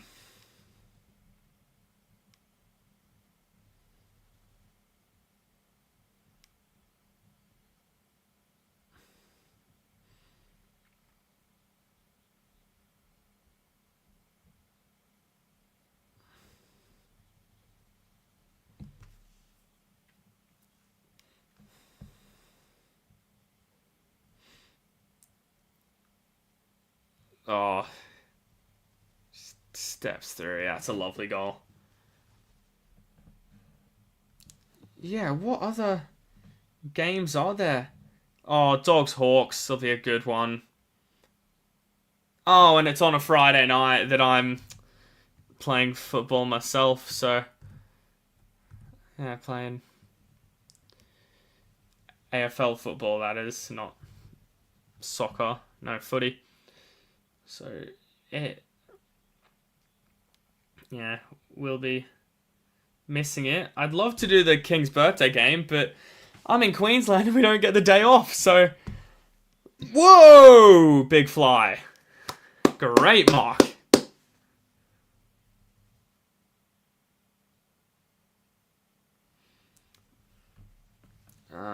Yeah, I think it will be Thursday night.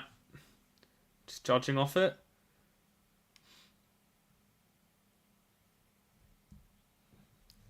Although, after what the Hawks have showed these last few weeks, could be a thrashing.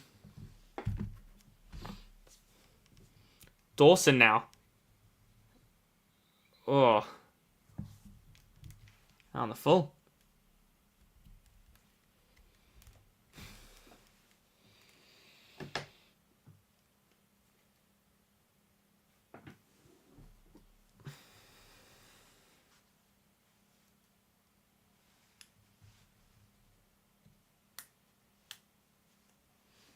Coming. Ah, good mark. Feed my man Roberts a few more points. Well, a lot of people's man. I wonder what his ownership is, actually. Can give it a look.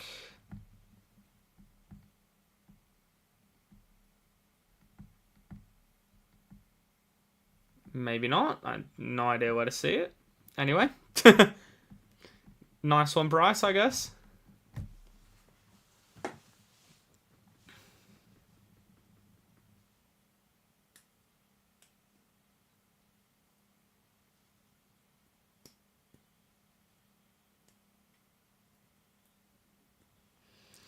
Coming. Rampy probably could have marked. And I think Rankin might be saying that to him.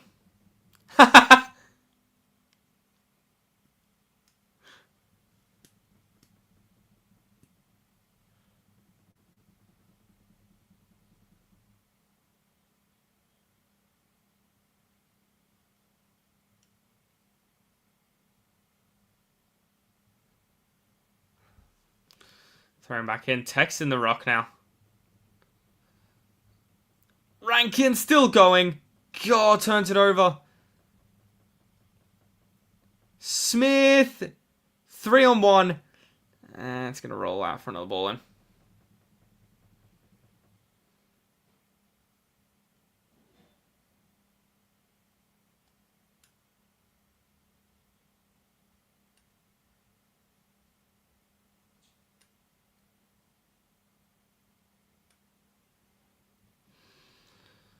Back in. Grundy's going to get there. Can't. Oh, nearly smothered. Big Mark Dawson. Can't quite clunk it. Throws it out. Rochelle. Worrell can't get rid of it. Does get rid of their man. Doesn't quite flush it. Snapped by Cumming. Oh. Oh, no.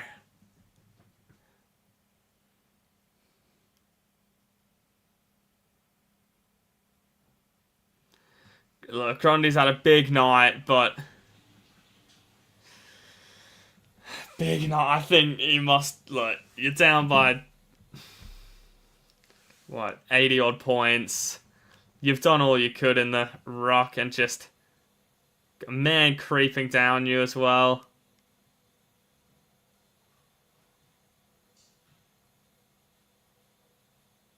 And it's just missed everyone.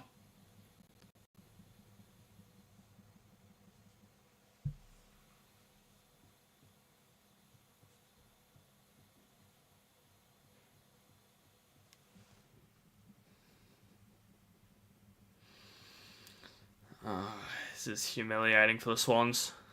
But the Crows are just... They look complete. They've got their backs, their forwards, midfield. Everything have just been on point.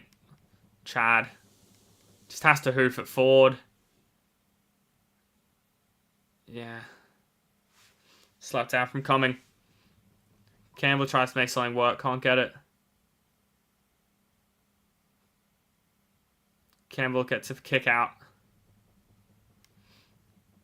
Smashed forward.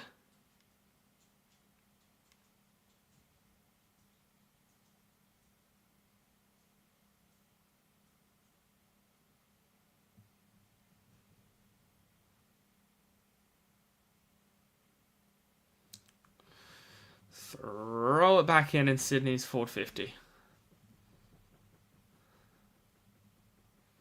Laddams out of the ruck.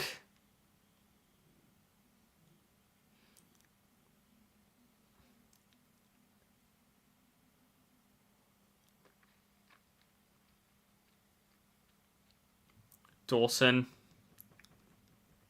Nice done, Fogarty. I'm looking for Berry. I see him. Don't really know how he's going to score me fantasy points from there. McCartan drops it.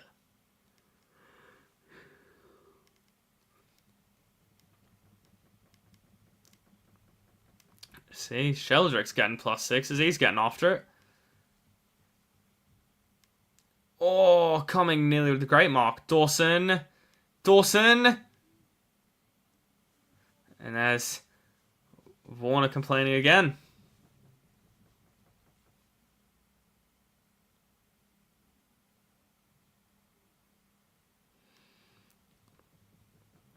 Can't get it, O'Brien. Come on, Perry. Handball it out, bro. Come on. I'm starting to think I've made a mistake here in trading him in. Come on. Warner kicked inside. And went out the back. Punched forward. Chad. Behind.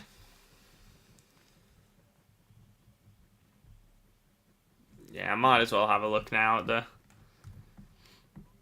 the scores for a little update. You sort of know where around about where the players are finishing in terms of their scores. Grundy 100+. Keane with those intercept marks has plenty of it. Cummings got 2. Roberts hopefully will get up to 100. Dawson's up to an 80, which he'll take if that's his floor. You know, that's okay. Sheldrick's still getting after it, so that's a really good result if you've got him. Peeling is a good result if you somehow have him as well. Warner's up to a 68, so he hopefully won't lose you money.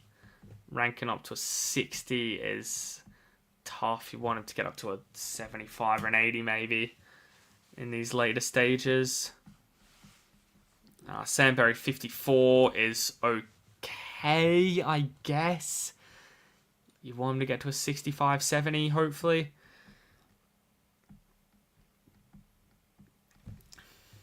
Caleb Mitchell 43 slowed right down.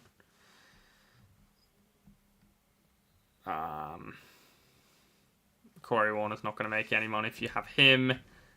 And Clear on a Bias on a 9 have officially cooked me. Also, if Sydney played, I could have traded him out instead of Trainer.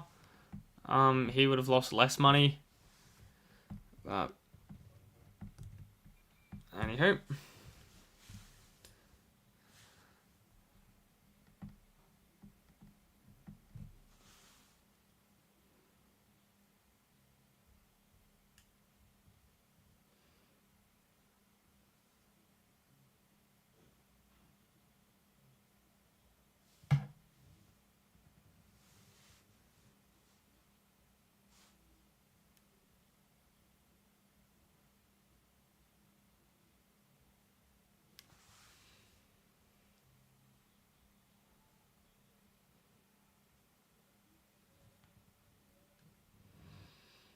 Corey again. Get some of it.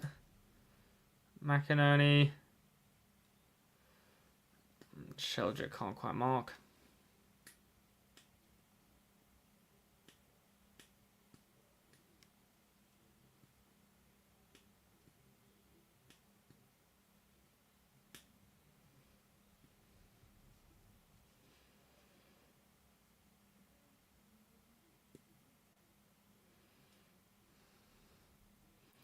Noni gets it out. Rowbottom gets the kick away. Let's bounce out. Slowly winding down. Yeah, feel free to chuck anything in the comments as well. If you're watching on the YouTube as well, guys. Just while we, sort of see out this game.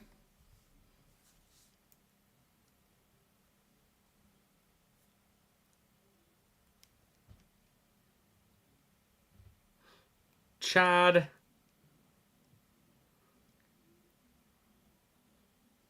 Gets behind.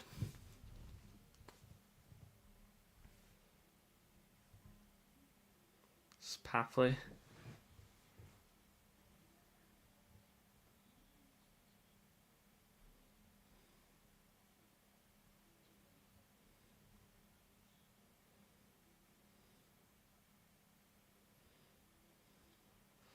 Roberts with some more points.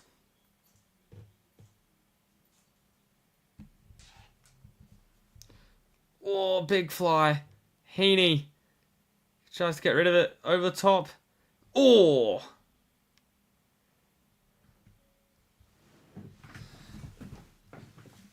Clear under pressure. Usually applying the pressure.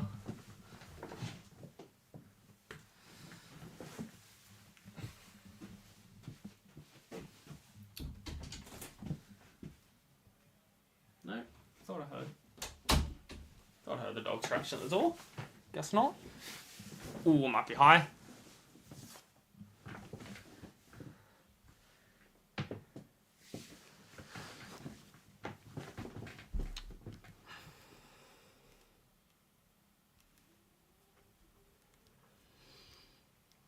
Stabs it in. Now Laddams might get a shot at goal.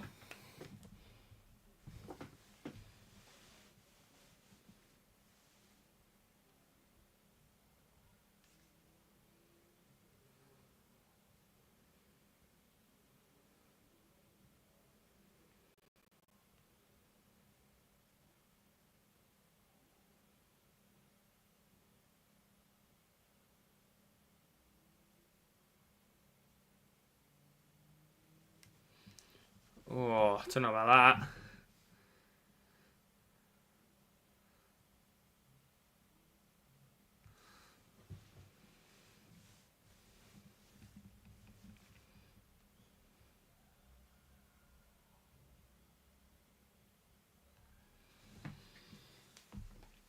Another behind for Sydney.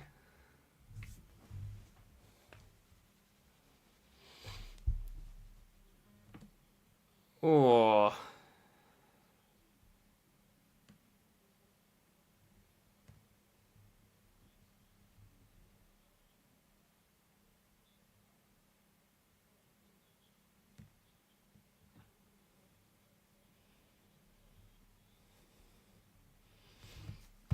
How's Sydney kicked this quarter?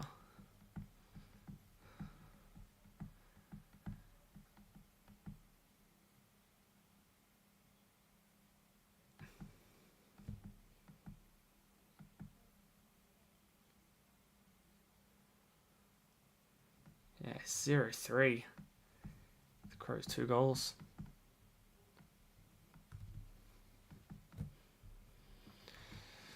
Plenty of junk time points to be had here, Barry. Come on, bro. Give me some.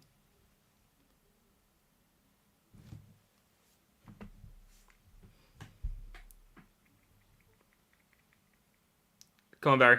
Well done. Melican drops, keeps going, beats one. Chad gets rid of it, and now here come Crows.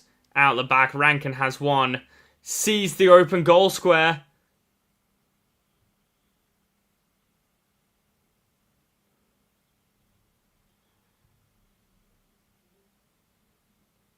Oh. Goal there would have been nice. Anyway, gets the kick points.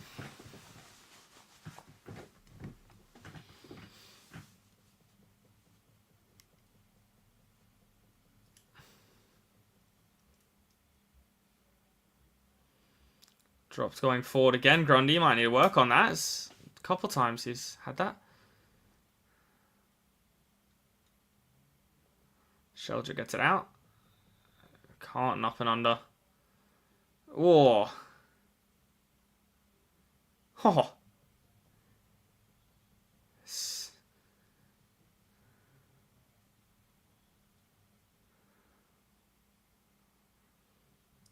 Strength there, Tex in the rock. Rankin trying to go through. Berry kick.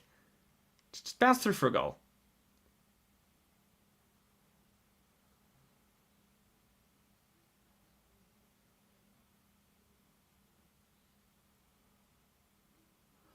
Roberts with more. McInerney needs to hold him up.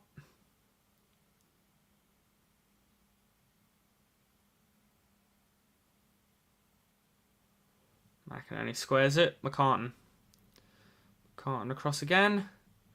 To Rampy. Where has Blakey been?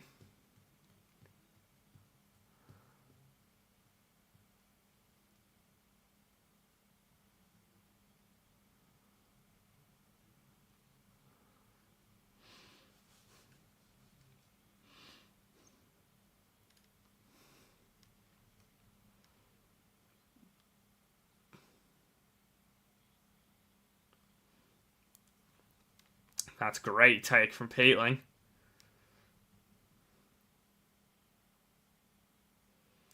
But great mark.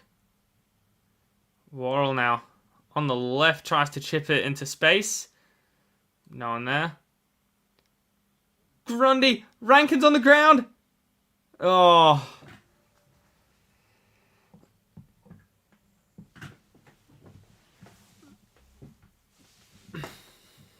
Oh, a big corridor kick. Tap forward. Heaney's working after it. Can't quite. Chad. Can't quite. Tipped on. Here comes Saligo breaking through the lines. Chips. Not good enough. Probably should have gone for the goal. Reppy slips. Can't be holding the ball if he doesn't get tackled. Rankin. Okay. Done the right thing there, the umps. Not right by my fantasy team, but right by general football. Big work from Worrell. And he'll get it back. Has to go to Miller there, right? Yep, does so. Miller goes around. Beautifully done. Great mark to Saligo. Sees the runner for Shelley.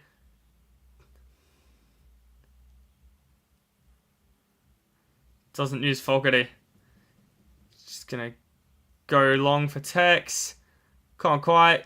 Keys off the ground. Rolls through for a goal.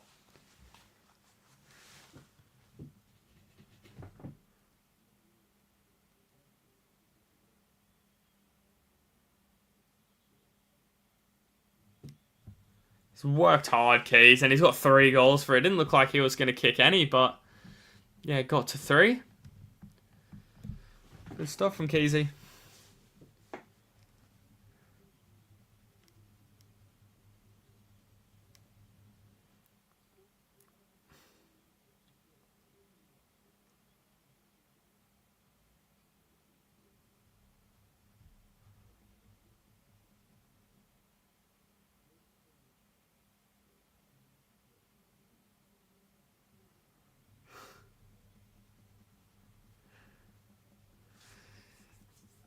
Nicely done. Now, can the Crows win it by 100?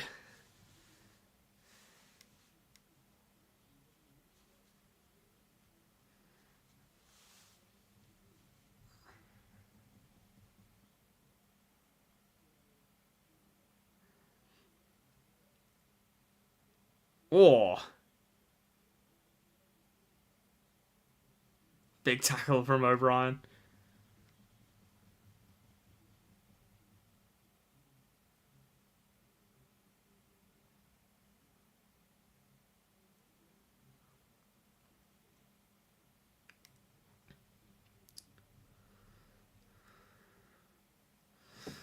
More tackles. This way you want those tackles to rack up your points.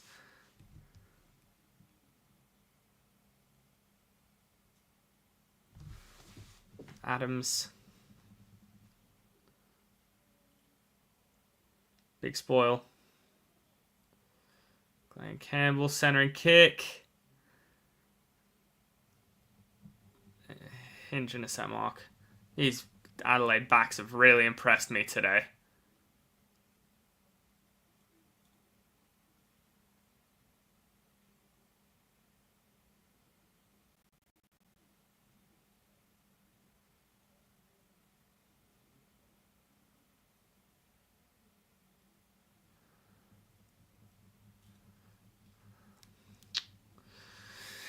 Ticking down the seconds, the minutes.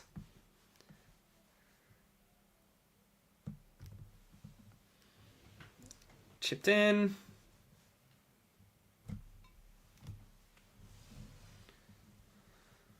It's going to be a long snap from here.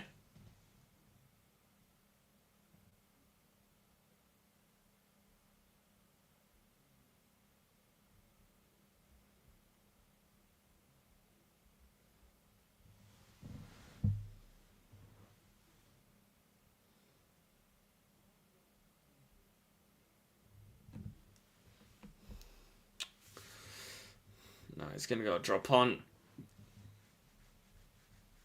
And that is out on the full.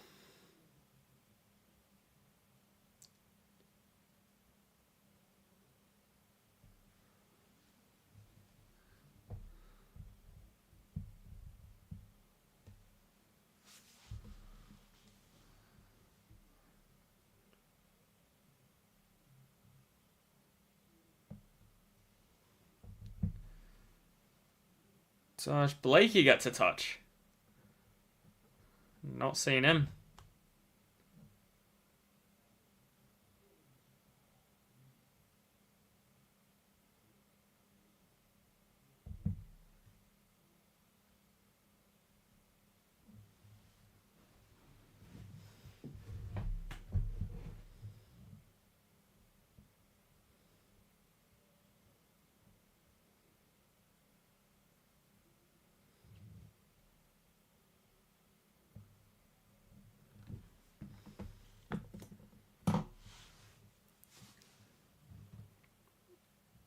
Looks alright. Just going to go across. Tap for a behind.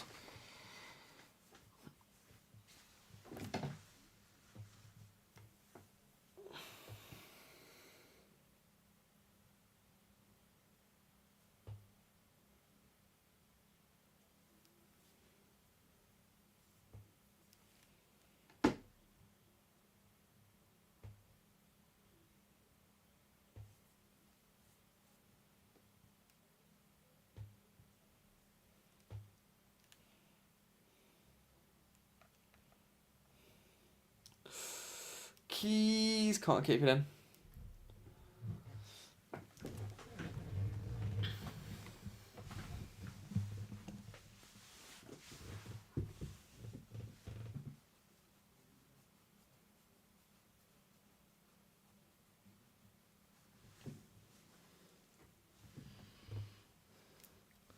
Tap for O'Brien.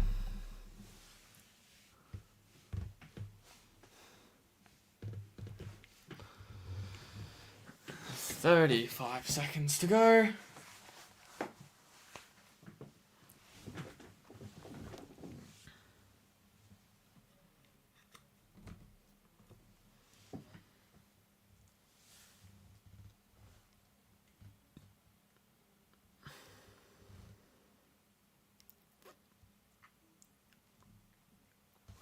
Saligo now. Whoa. Oh, beautifully done from Tex. Dawson. A few more points to finish him off. Rochelle off the left. Oh, nearly marked it. Can't quite. McInerney. Blakey gets a touch.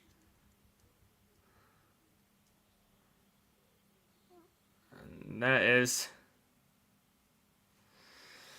final one for the game. 90-point winners for the Crows, and a disappointing game. In all honesty, Sydney might be on their way to a Hall of Lame performance there, just in front of their home crowd as well.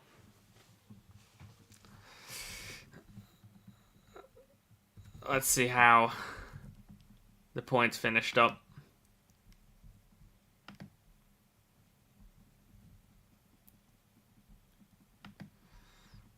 Well.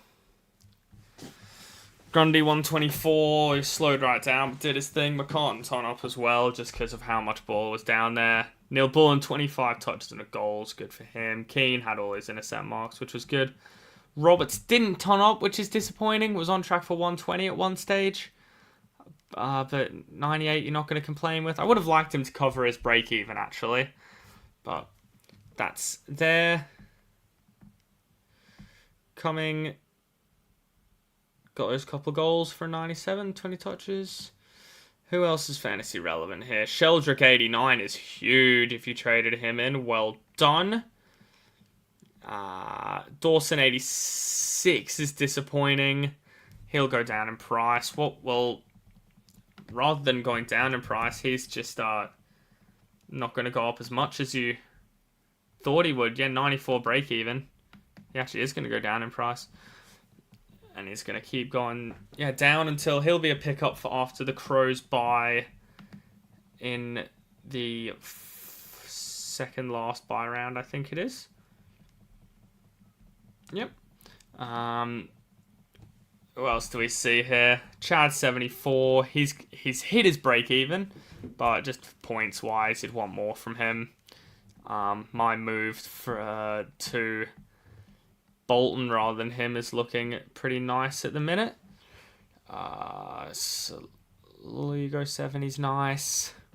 Berry 66 is okay. I wanted 75 from him, which is an average he's held in previous seasons. So, 66 is a little disappointing in a thrashing of this nature as well. But 16 touches and a goal, 5 tackles, is alright. Rankin 63 is disgraceful, actually, just looking at it now. Oh, wow. Yeah, that's really not good for him. He's been disappointing since I've traded him in, actually. I probably should have just let him go through the keeper. But he's here now, I guess. That's real fantasy relevant. Bice and Cleary both on my field is rubbish, and they'll both be getting traded out of my team next week, despite many teams going on to the bye. Actually, who are those teams? While I look at it, they are St Kilda and Freo, and fuck me. Boxall, Cooper Simpson's injured. I don't have too many, thankfully. Sinclair's a keeper, Brayshaw's a keeper, Bolton is doing good for now. But yeah, It might have to be our Simpson. Simpson, Bice, Cleary trade out. Although I want to get rid of Levi because he'll start to go down in cash now as well. So they'll add up to a fair bit. Yeah. I think they just write themselves. Let's just hope that no one gets injured or anything like that. Short is just holding 800k up here because it started with him, 3 weeks ago, being a late out with some soreness, and then it was a 1 to 2 week injury. It wasn't 1, so it was 2, and now that the 2 are done, they're saying it's more than that, so that's really, really screwed me over as well. Anyway, just catching bullets everywhere. Let's look forward to the final 2 games of the round. Melbourne v St Kilda. Who are we going to be looking for? What are we going to look to do? Well, we're going to be looking at Max Gawn, who's feasted against these guys previously. Miller and Sinclair are both, best 22 players. Or best 23 players. In your defense, there'll be a Watch. Steele's been tracking okay. Marshall's been going okay as well. Petrarca is a keeper forward. Pickett is just getting too expensive for what he offers. A lot of people have Oliver Bowie as well. Rookie-wise, I know that people will have Langford as well as a mid-pricer. He's been fantastic. I wish I had him. He's just the type of player that just does what he says on the tin. God, how many... He's gone up nearly 400k. 60 break even. That's what... Yeah, he's sort of pricing out now, but fuck, he's been a good rookie that I didn't own, unfortunately. Lindsay is one I do own. He's been a little bit up and down, but he had a good week for a few in a row here. And his break-even's right down as well, so he'll continue to make money. I think I'll take Berry 66 over whatever Boxall does. Just to, keep it in the bank so I don't have any of those shithouse scores seeping through to my final best 18. I think that's about it. Yeah, Boxall, like I said. Keeler's a good watch to see if he can put anything forward. And yeah, that's about all for them, which takes us to the last game. Obviously, Captain and Gawn could be a play in that one as well. And West Coast v Cats. I think the main play for me is Bailey Smith. He was on that plane, seat 1A, so he will be playing. He's a captaincy contender. He's going to be who I'm going to be putting the C on against West Coast. Holmes could be a best 6 defender as well. He's a watch. I've seen a few people bringing in Brian Myers to their teams. He just scares me a bit too much for a forward that doesn't get CBAs. And yeah, fantasy watch with these guys. Fucking hell. Marich will be a watch with his break even now. Did he get tagged last week or something? Because 51, he doesn't offer them. I'll be at 93 break even. He'll be priced out, so I think we'll see a lot of people trading out of him. Tom Stewart, one that people took the risk on. I'm just terrified of him personally. But yeah, it nearly went down to 600k. And our break-even's at a much more reasonable 70 now after his 92 against the Dogs. But he still looked kind of sore. So I still don't love it. And that will be about that, I think. No real rookies of note for these guys. Obviously, you've got your few, like your Bo Allens, your Grossers, Closies, whatever. But you're not going to be buying into them, are you? So that will wrap up the Watchalong stream, I reckon, then. 90-point winners, 15-goal winners are the Crows. Losers are Sydney and me, with Cleary.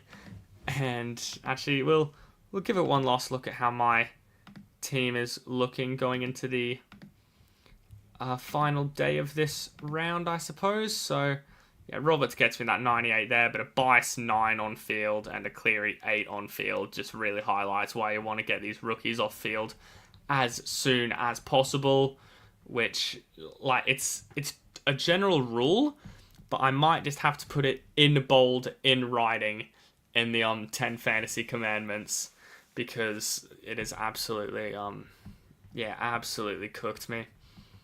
From that, so who are my best 18 looking like? So we have Zorko, Roberts, Brayshaw, Dacos, Merritt, Will, Long makes 7, Martin 8, Bolton 9. Shit, I need 9 more players. Let's call Sinclair 8 and 7. 7 more players.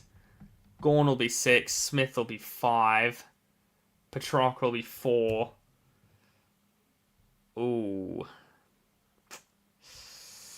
4 players left. It'll probably be, Rankin 3.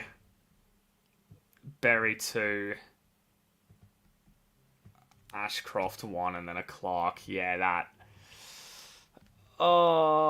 really, really, really fucking stings, especially if Boxall goes alright next week. Damn. Anyway, what can you do? What can you do? Thanks for tuning in, everyone.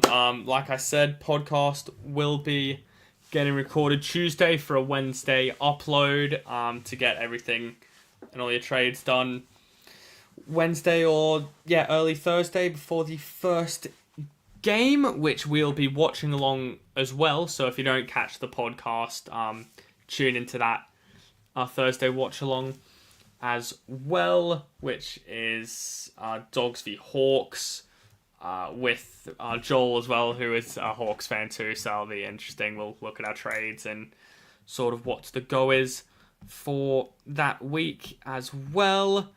Follow me on Twitter, BK_IFS, just down there. I need to be more active on it, to be honest, but we're getting there. I'll be posting the general stuff on there, and thanks for tuning in. Unfortunately, a bit of a dead game, but we you get those every now and then, and I suppose that's about it. Subscribe to the Insight Fantasy channel to keep in touch with all the AFL Fantasy and Supercoach stuff if you're on that too, and I will see you hopefully on Wednesday if you tune into that. Peace, guys.